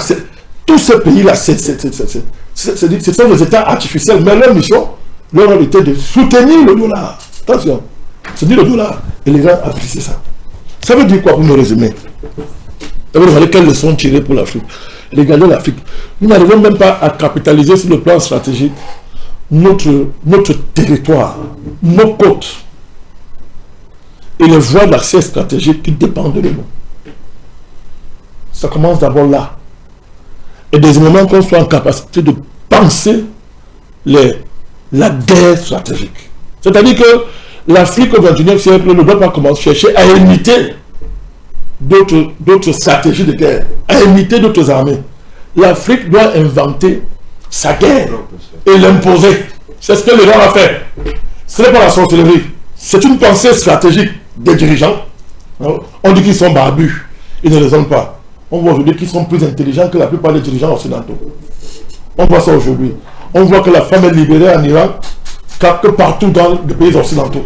C'est d'autant plus que parmi les ingénieurs, les femmes en grand nombre considérable. Non, ils sont en majorité, dans les filières scientifiques. C'est les femmes qui dominent. Les femmes iraniennes sont polarisées contre 85% aux États-Unis. Voilà le pays qu'on vous qualifie comme étant le siège de l'obscurantisme, c'est-à-dire le régime de Mollah. Le régime de Mollah est plus démocratique que votre démocratie criminelle, pédophile, qui mange les enfants. Voilà Epstein qui veut le cacher. Mais ça sort tous les jours, aujourd'hui. Donc ça se voit. L'Afrique doit inventer sa guerre, inventer ses armements, mon cher ami. Et c'est très faisable, à condition qu'on dissolve l'Union africaine, à défaut de le faire, que ça devienne une organisation sous le contrôle de l'Afrique. C'est pas le cas maintenant. C'est financé par l'Union européenne. Donc il n'y a aucune pensée stratégique sérieuse qui peut en sortir. Et que nous nous remettons rapidement à décentraliser le panafricanisme, à faire à ce que chaque pays soit un pays panafricaniste, mais en capacité de rapidement mobiliser son voisin, qu'on fasse comme l'AES, 1, 2, 3, 4 pays qui se mettent ensemble. Parce que l'Iran, c'est 90 millions d'habitants, avec un vaste territoire. Donc pour atteindre certains seuils critiques, puisque toutes les nations africaines ne peuvent pas faire comme Israël, sauf aller faire un pacte avec le diable lui-même en personne, il suffit que des sous-régions se panafricanisent. Élaborer une pensée stratégique, créer une asymétrie militaire, penser la guerre hybride, l'hybridité. On sait faire ça. On va pas dire ça sur des plateaux. On va dire que panafricanisme, voici maintenant là on va voir le vrai panafricanisme. C'est l'heure, c'est à l'heure actuellement. Le panafricanisme, c'est pas le bavardage que certaines personnes font là. Voilà ça. La pensée stratégique est réorganiser le fonctionnement de notre système scolaire pour produire des savants, des ingénieurs, des stratèges. Mais surtout, introvertir nos économies. Parce qu'avec des économies aussi extraverties, on ne peut pas vous en sortir. On ne peut pas. Et enfin, faire ce que l'Iran a fait. Construire des alliances globales dignes de son nom. Parce que l'Iran que vous voyez là, c'est la Chine aussi, c'est la Russie. Qui sont derrière parce qu'ils savent que si l'Iran tombe, eux ils vont tomber, ils sont menacés sérieusement. D'accord. Il y a un détail, vous avez touché. L'Iran n'est pas dans cette relation comme un réceptacle. Non. Dans le cadre de la coopération. Non. L'Iran donne. Et donne des éléments stratégiques. La preuve. Sans les drones iraniens, la Russie aurait eu des problèmes. Tout à fait. Voilà un pays qui donne. Alors. Voilà un pays qui donne. Donc on va demander quelles leçons pour l'Afrique. J'ai donné l'essentiel, je ne vais pas dire sur un plateau. D'accord. Mais c'est seulement clair pour dire que, avec ce qui s'est passé au Moyen-Orient, l'Afrique n'a plus aucune raison.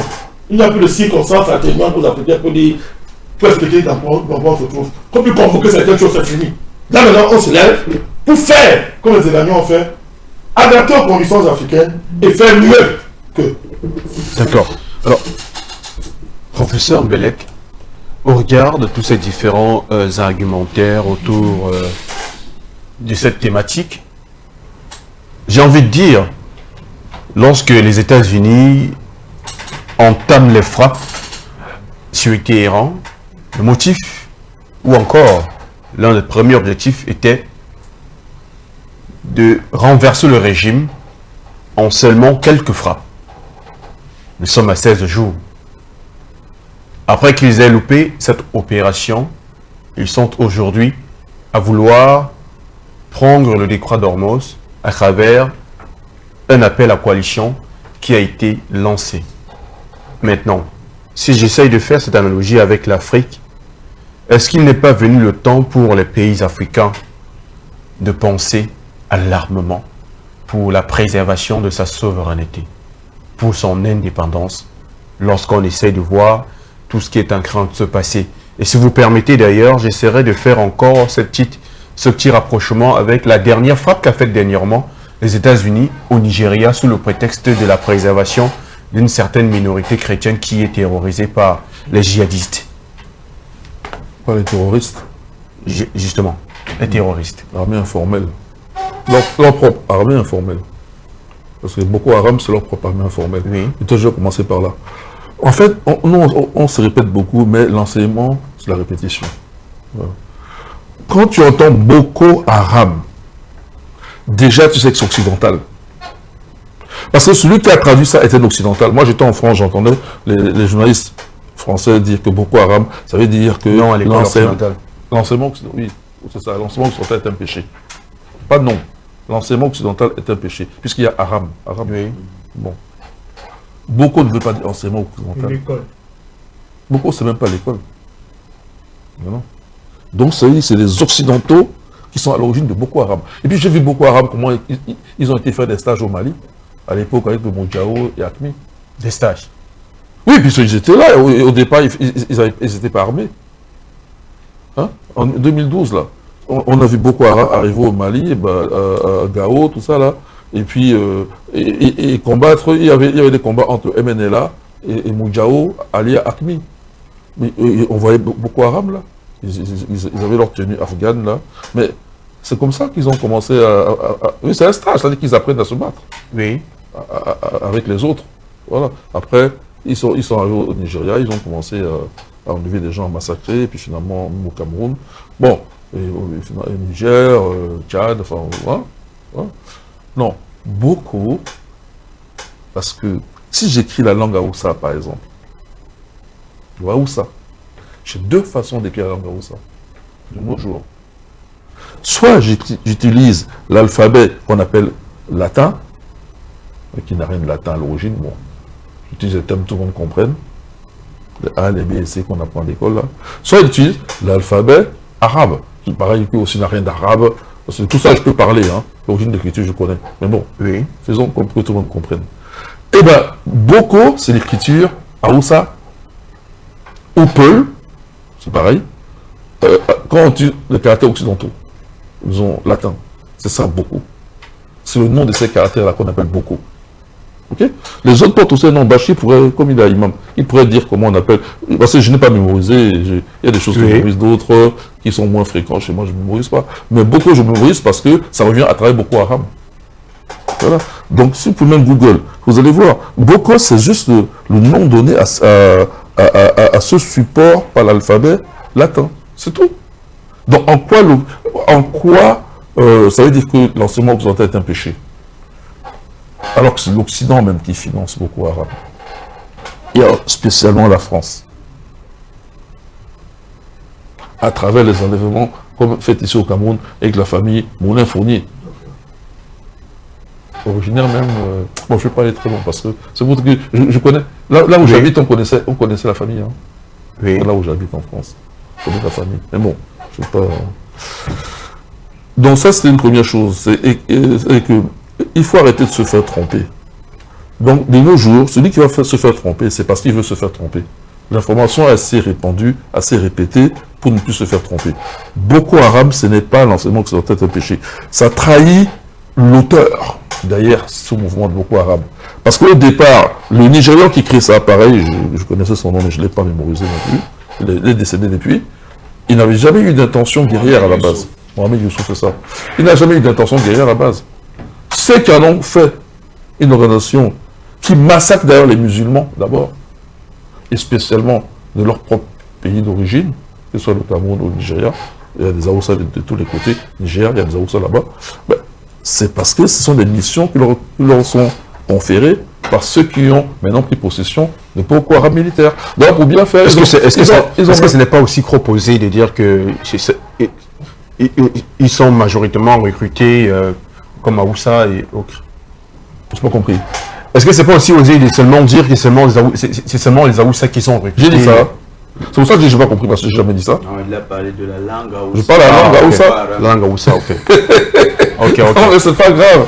Non, c'est juste pour spécifier, ok.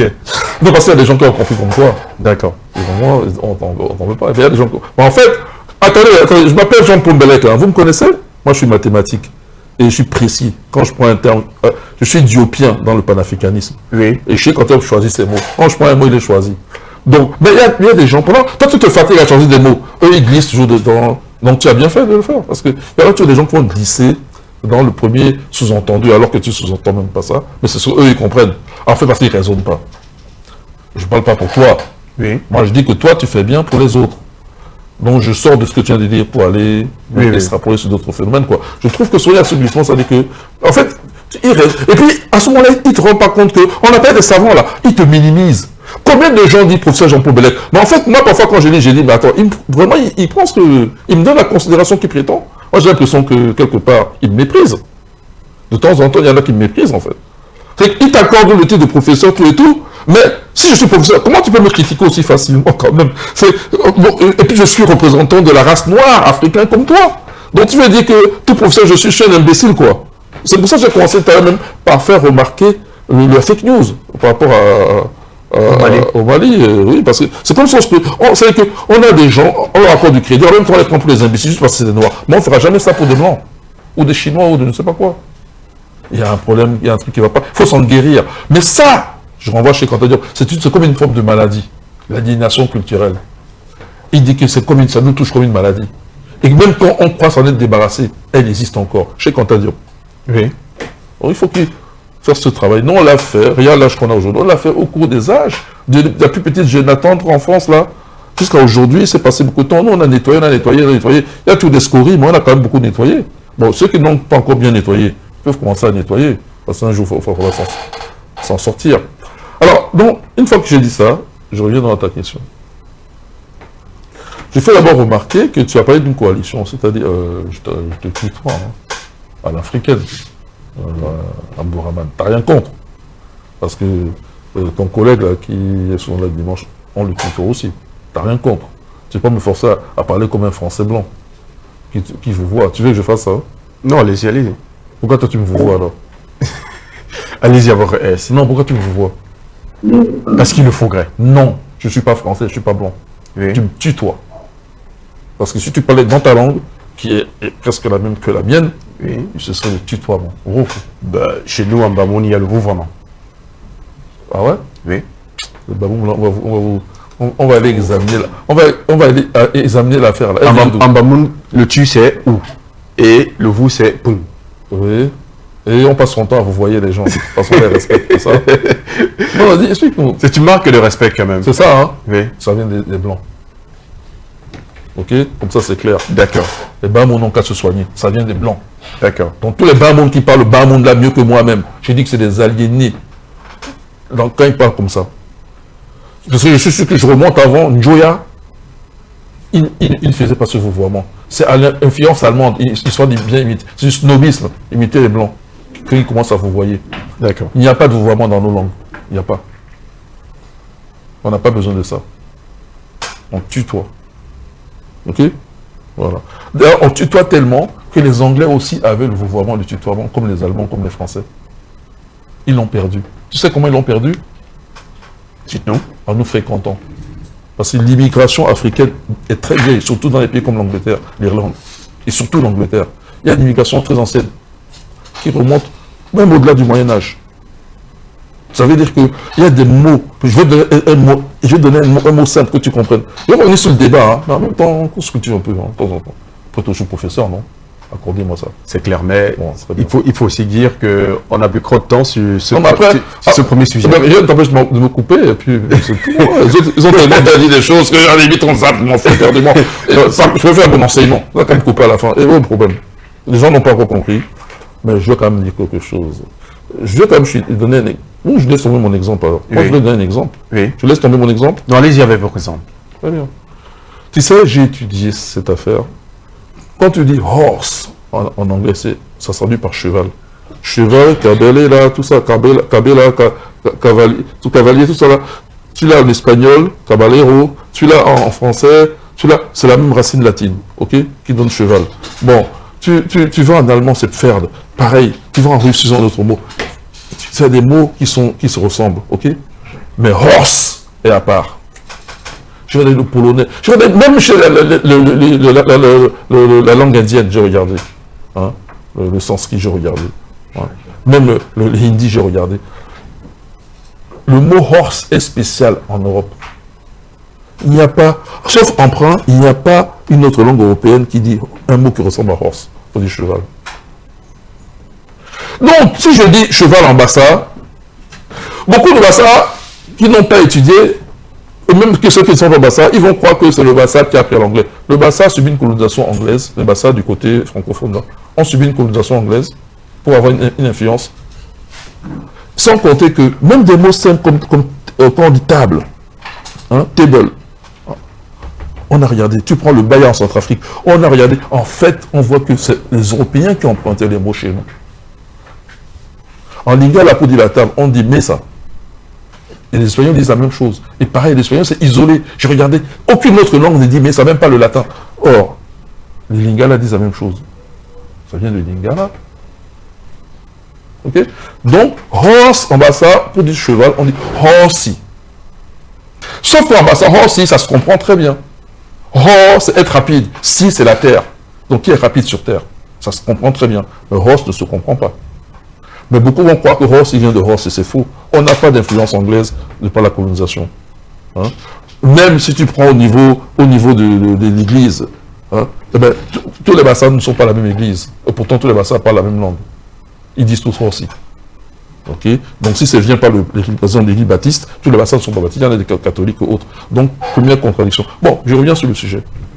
Ça, c'est pour édifier les gens. Vous voyez les savants, hein? Je vais vous donner un exemple. Savant, c'est même dans la linguistique. Théophile Benga encore vivant. Combien d'Africains ont atteint le niveau de Benga? Quand il va décéder, là, parce qu'il commence à prendre de l'âge, on a fêté son anniversaire dernièrement, là, il a atteint 90 ans. Qui va le remplacer? Même Jean-Paul Bellec, là, qui va le remplacer? Jusqu'à présent, là où je suis là, je suis le seul docteur d'astrophysique du Cameroun, non? Qui va me remplacer? Puisqu'on ne m'a pas donné l'occasion de former. Moi, j'ai essayé de former des gens. Je vous ai déjà expliqué, j'avais 2 étudiants. Il y en a un que j'ai vraiment, qui a fait une publication, je l'ai encadré en thèse doctorale, qui a fait une publication. Il n'est plus avec moi.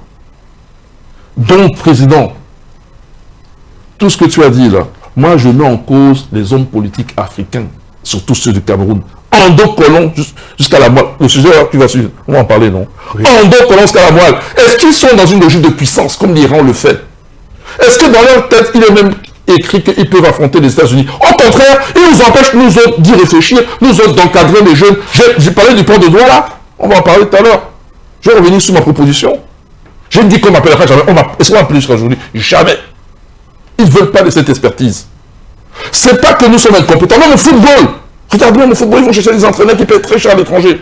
C'est pas que nous sommes des peuples arriérés et qu'on n'a pas de compétences. Non, la preuve d'Iran vient faire la preuve. Non, c'est pas ça du tout. C'est que eux, ils s'inscrivent vraiment dans le paradigme colonial qui en fait est un paradigme talmudiste. Qui dit que nous, les Noirs, on est incapables de rien, même pas fabriquer. On ne sait même pas fabriquer. Ils osent même dire qu'on ne sait même pas fabriquer une bûchette d'allumettes. Hein, quand on pense que le feu a été découvert en Afrique. Vous voyez les bêtises? Ils ne veulent pas. Et tout ce qu'ils font, ils sont dans la jouissance. C'est-à-dire n'a pas détourner les fonds, profiter. C'est tout ce qu'ils font. Ils profitent, détournent les fonds, ils jouissent de la vie. Et quand ils massacrent, comment tu as dit ça là? C'est qu'ils vont jusqu'à à massacrer les gens, à maltraiter les gens. C'est ça. Hein? On est au 21e siècle. Tu es encore dans le délestage. On est au 21e siècle et le téléphone nous coûte cher. Alors qu'en Israël, tu peux appeler gratuitement en Israël. C'est presque gratuit. La Chine, c'est pareil. L'Internet, c'est presque gratuit. Alors, donc, moi j'ai dit que dans la question que tu m'as posée, les autres ont déjà développé là-dessus. Et je voulais donc aborder d'autres points. Mais les Américains ne s'en sortiront pas. Et je vais dire une chose. Si jamais, par exemple, je l'ai entendu ici sur le plateau, ils osent, que ce soit Israël, ils commettent l'erreur, Israël ou les États-Unis, d'envoyer une seule bombe nucléaire en Iran, même une bombe à neutrons. Vous savez ce qui va se passer? Non. Eux-mêmes vont en recevoir une. Pas de la part de l'Iran, de la part de la Chine et de la Russie. Ou alors de la part de la Chine ou de la Russie. Ou de la part de la Chine et la Russie.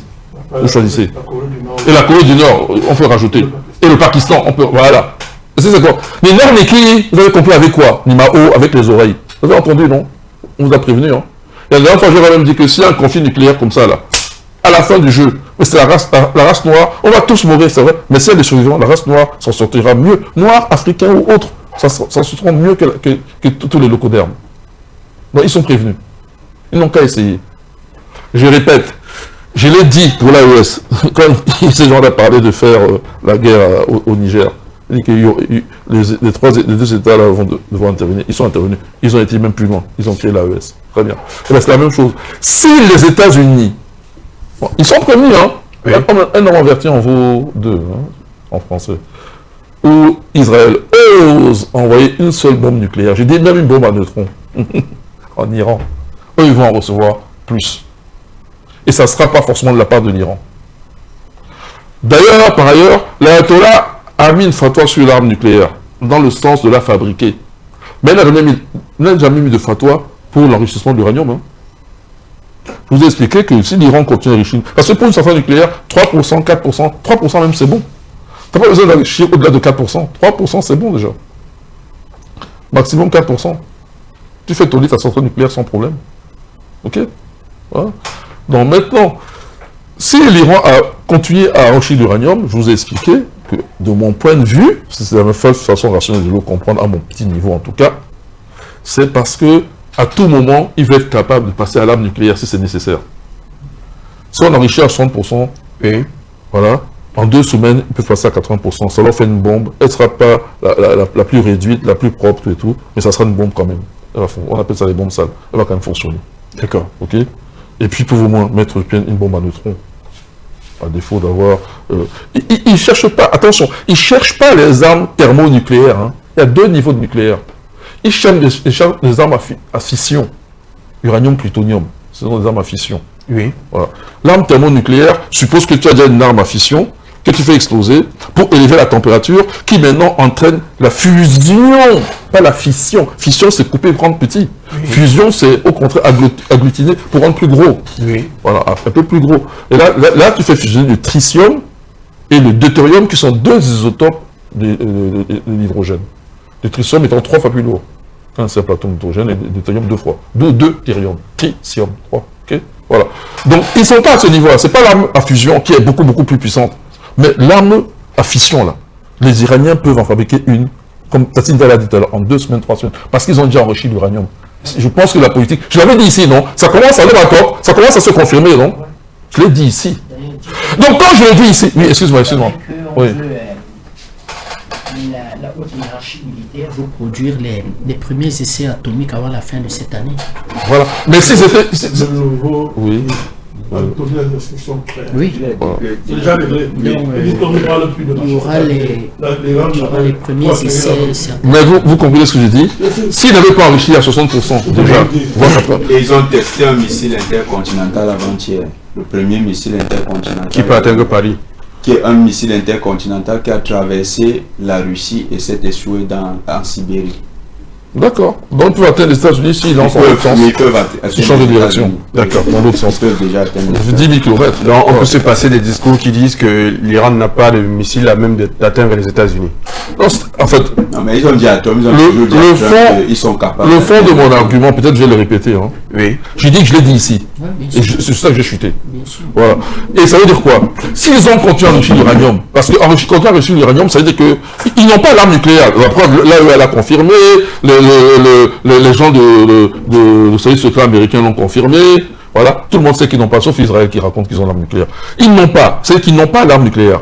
Mais ils ont la capacité d'en mettre une, de faire fonctionner une. C'est pour ça qu'ils ont continué à enrichir l'uranium. Tout le temps là, ils gagnaient du temps. Ça veut dire qu'ils sont intelligents en fait. Parce que s'ils étaient restés seulement à 3%, 4%, mais ça c'est juste pour une centrale nucléaire. Le temps pour passer à 60%, c'est énorme. C'est 2 ans, 3 ans, 4 ans. C'est énorme. D'autant plus que, à peine tu commences à enrichir, ils viennent te bombarder. Là, tu vas où?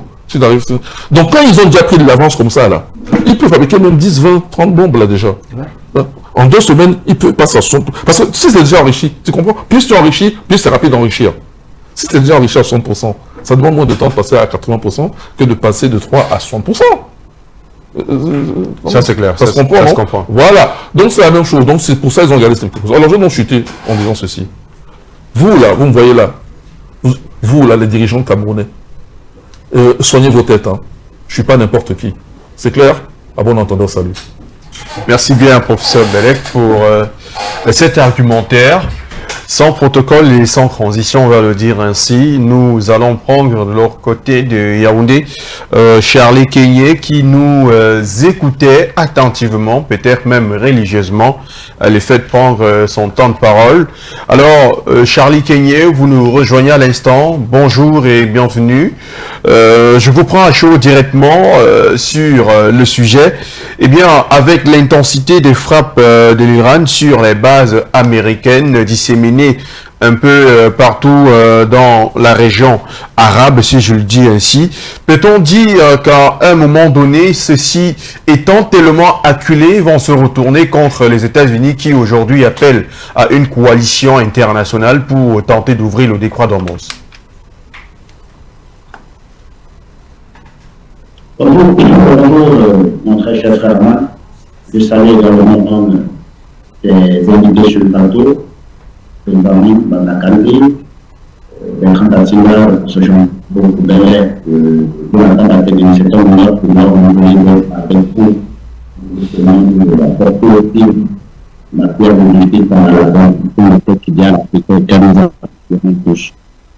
Je salue le directeur de la télévision panafricaine, son PDG Mohamed Bachir Ladan, sans oublier tous nos millions et très bientôt nos milliards de téléspectateurs.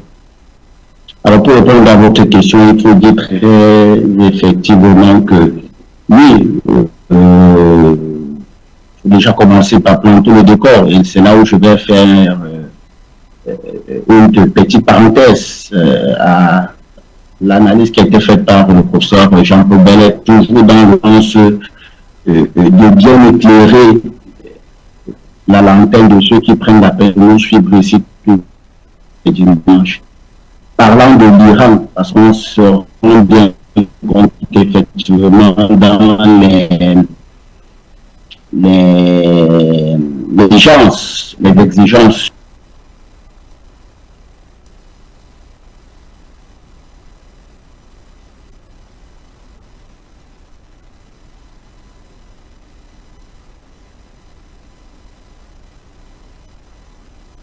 est en train de déranger de votre côté. Donc vous allez désactiver votre vidéo, nous allons tenir compte de votre image. C'est mieux.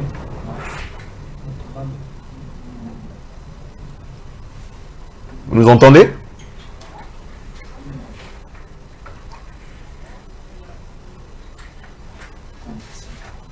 Problème de connexion à son niveau. On va très certainement revenir avec lui pour le second sujet. Nous allons prendre une légère respiration et tout juste derrière, nous allons au niveau de l'AES et particulièrement au Niger.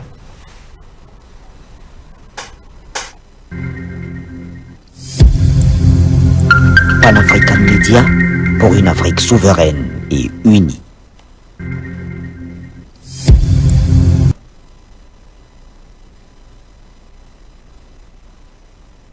Pan-African Media et vous regardez le festin pan-africain, tous nos invités. sur le plan technique, l'Iran aujourd'hui Merci à la a réalisation. les capacités.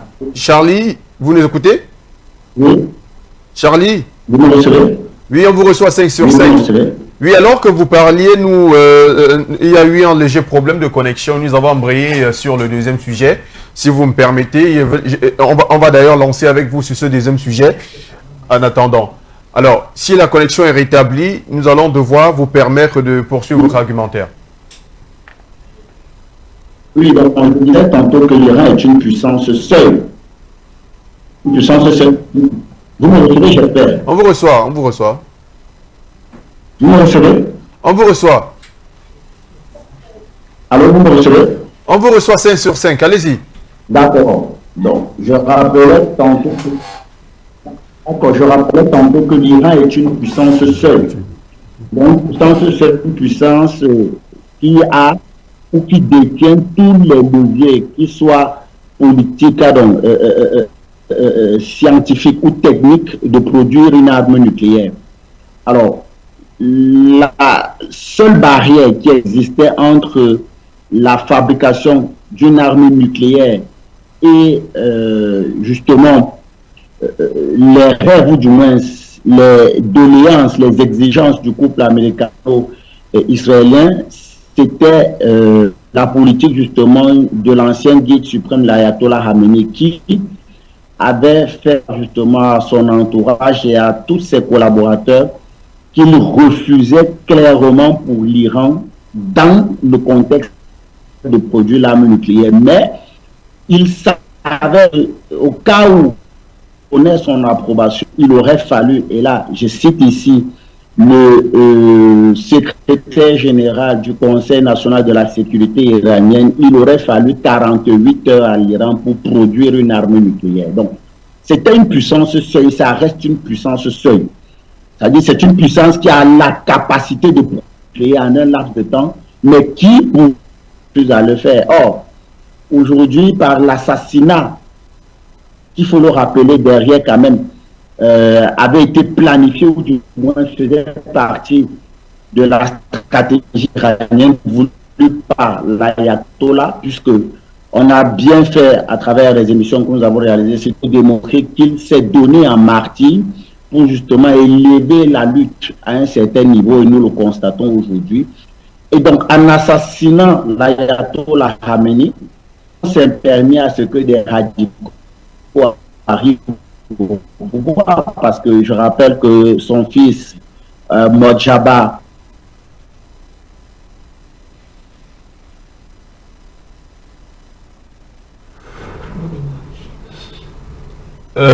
Charlie, le problème persiste. Nous allons vous demander de désactiver votre vidéo. On va fonctionner avec votre image, je vous en prie. Nous demandons également la collaboration de la réalisation pour que cela puisse bien se passer. S'il a désactivé son image, sa vidéo, on peut l'écouter à présent. Vous nous entendez? La stratégie iranienne va finir par aboutir justement à ce désir ou du moins le déclare de manière officielle. Qu'est-ce que l'Iran veut? Premièrement, la désaméricanisation de la région, c'est-à-dire la région du Proche et du Moyen-Orient, mais également, l'Iran voudrait que les États-Unis assument une partie justement des charges dans le cadre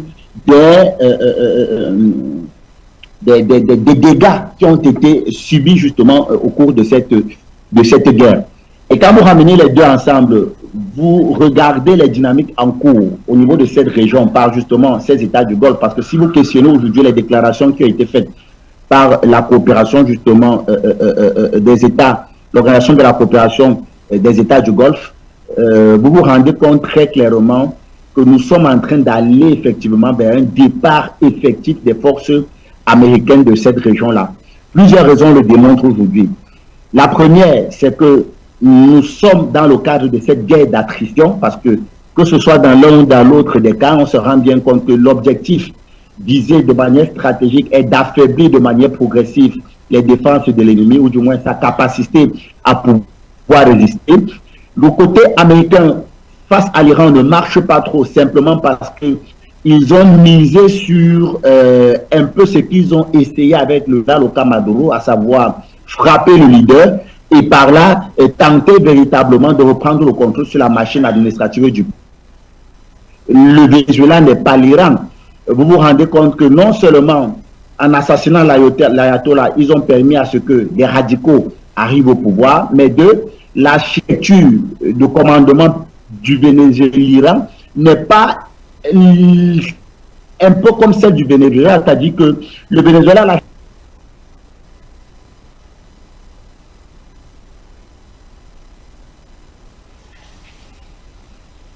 Encore un léger souci avec Charlie Kane de leur côté, tout en attendant que de son côté ça se passe bien. On va passer... Le corps des gardiens de la Révolution. Et au-dessus du corps des gardiens de la Révolution, vous avez le guide suprême, qui lui-même arrive au pouvoir par une élection autour de ce qu'ils ont appelé là-bas le Conseil des experts. C'est pour dire quoi?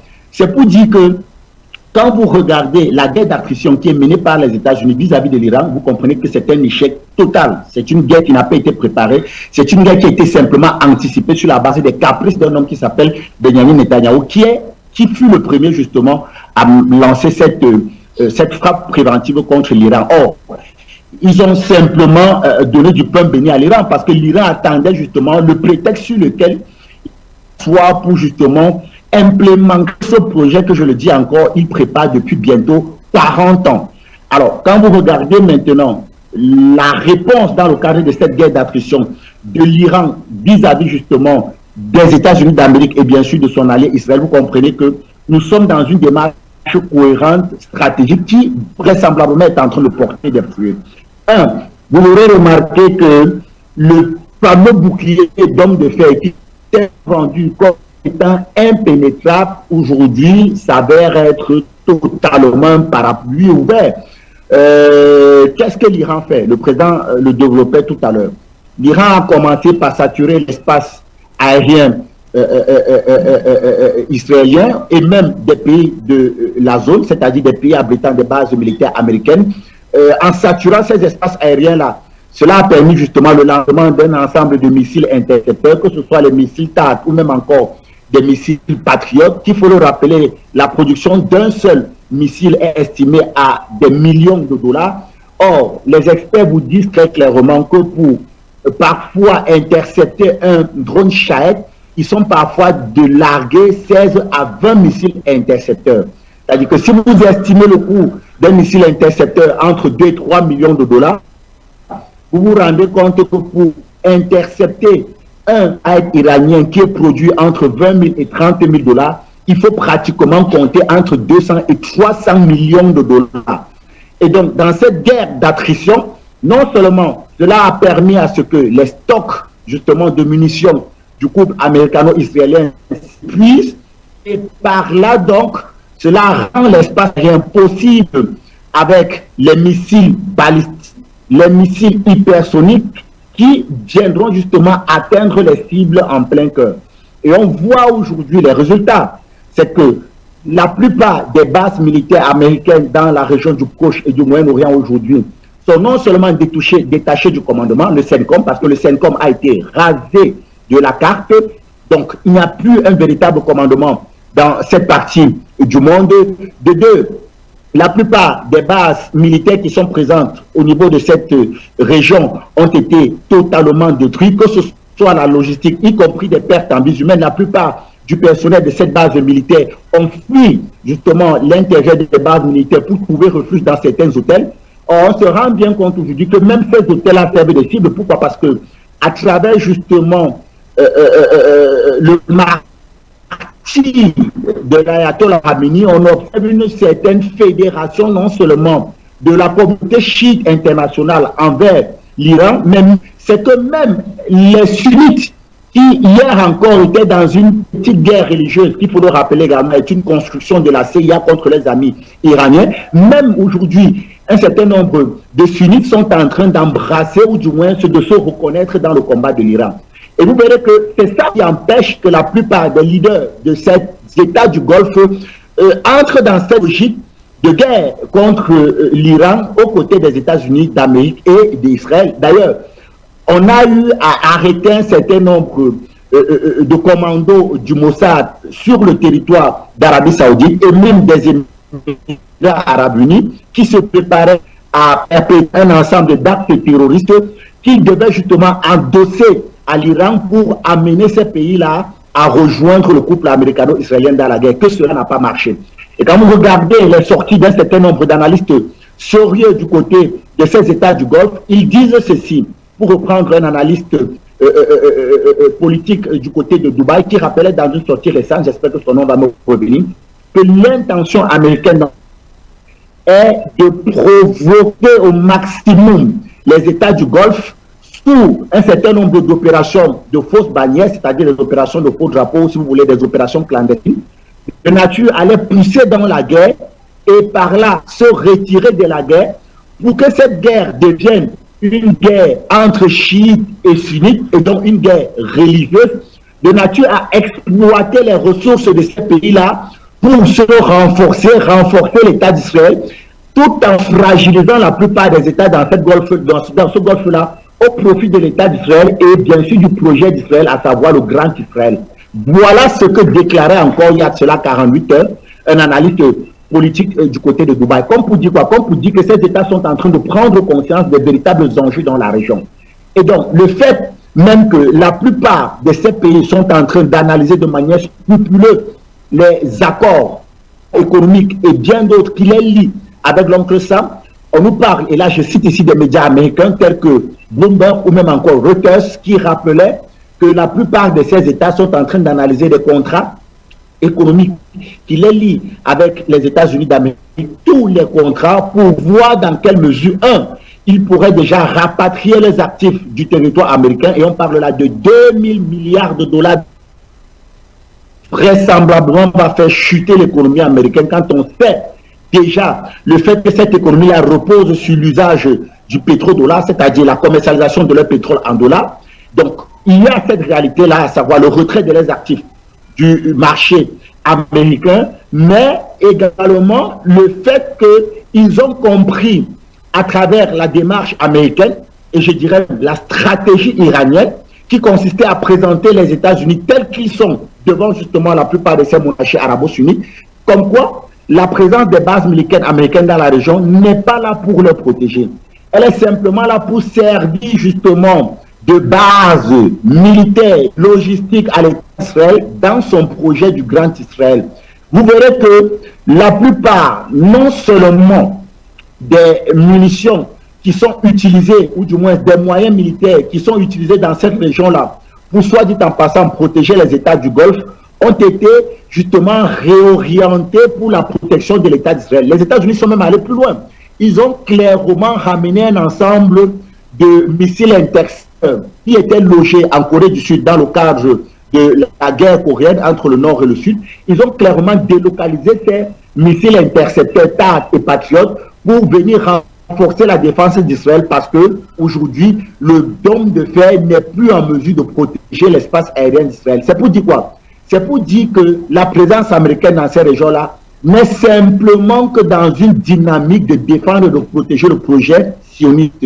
Et donc, les États s'étant rendu compte de ces réalités-là, sont clairement en train de remettre en compte tous ces accords économiques et même sécuritaires.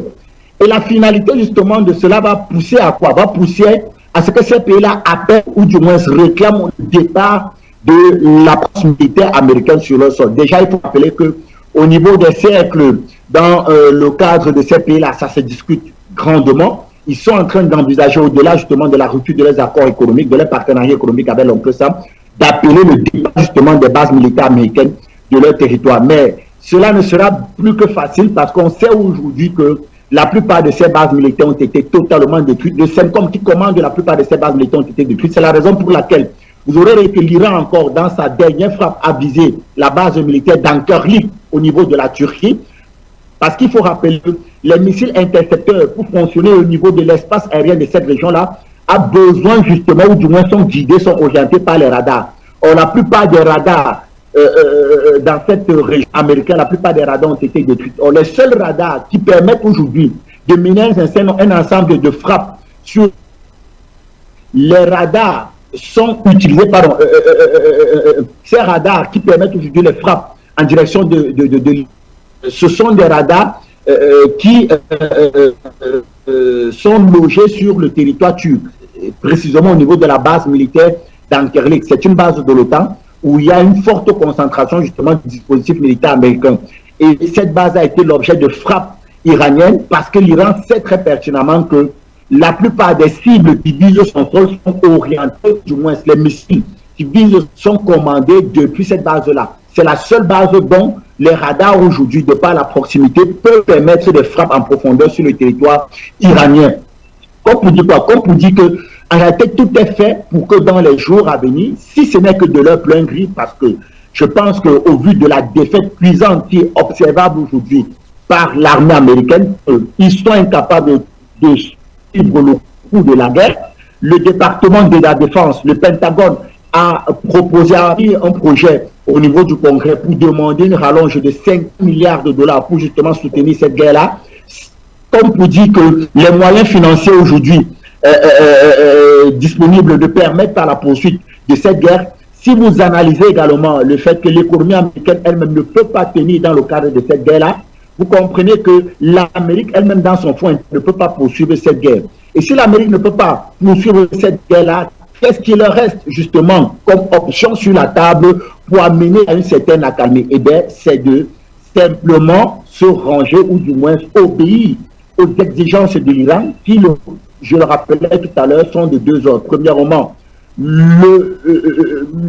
la subvention du coût de cette guerre, parce que l'Iran estime que les réparations dues à cette guerre doivent être payées par les États-Unis d'Amérique, mais deuxièmement, que l'ensemble des bases militaires américaines quittent totalement la région, ce que j'appelais tout à l'heure la désaméricanisation de la région du Proche et du Moyen-Orient. Donc, non seulement cela va se faire parce que si ça ne vient pas des États-Unis d'Amérique, forcément ça viendra des États du Golfe qui ont clairement compris le jeu auquel jouent les États-Unis d'Amérique dans cette région-là. C'est une réalité qui va se faire, que ce soit aujourd'hui, demain, mais elle finira par arriver.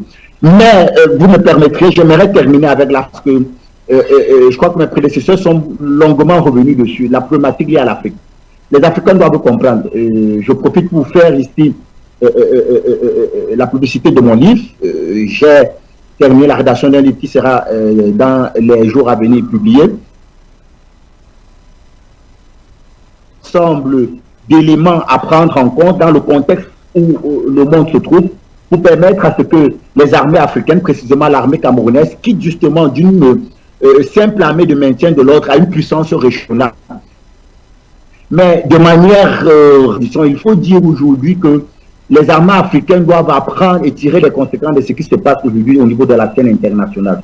Le droit international, c'est pour les faibles. Le droit international, c'est pour les paresseux. La souveraineté, à l'heure où nous parlons, dans le contexte dans lequel nous vivons, la souveraineté rime païenne de dissuasion. Or, les États africains n'en ont pas.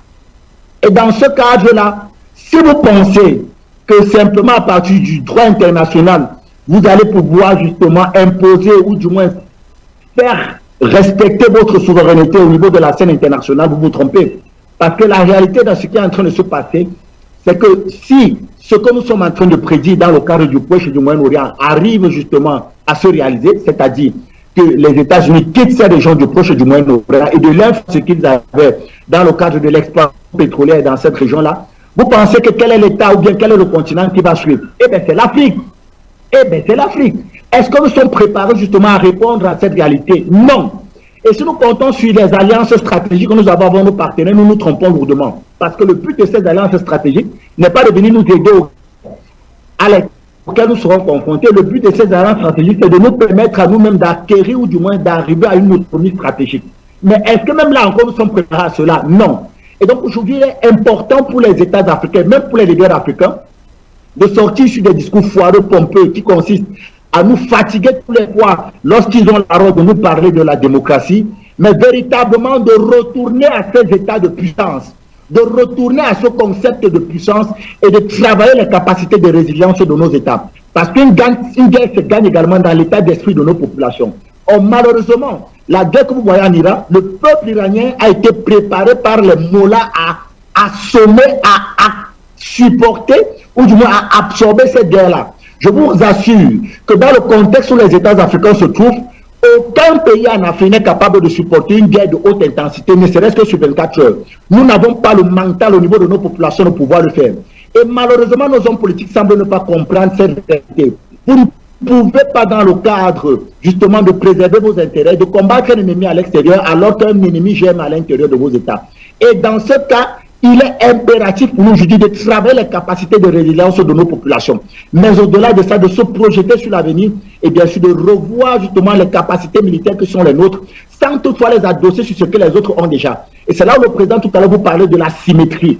Parce que vous ne pouvez pas rattraper les autres dans leurs forces, mais vous pouvez justement développer vos forces à partir de leurs faiblesses, et cela s'appelle simplement de la stratégie. Et en Afrique, nous en avons des stratèges. Mais malheureusement, les politiques semblent encore très loin de comprendre ces réalités pour justement adapter nos États à la réalité de ce monde à venir, qui, il faut le rappeler, va retourner à l'idéal du Far West, à savoir c'est le droit de la force qui commande le reste. Ce sont les forts qui vont définir le droit, et ce sont les forts qui vont dicter la marche du monde de demain.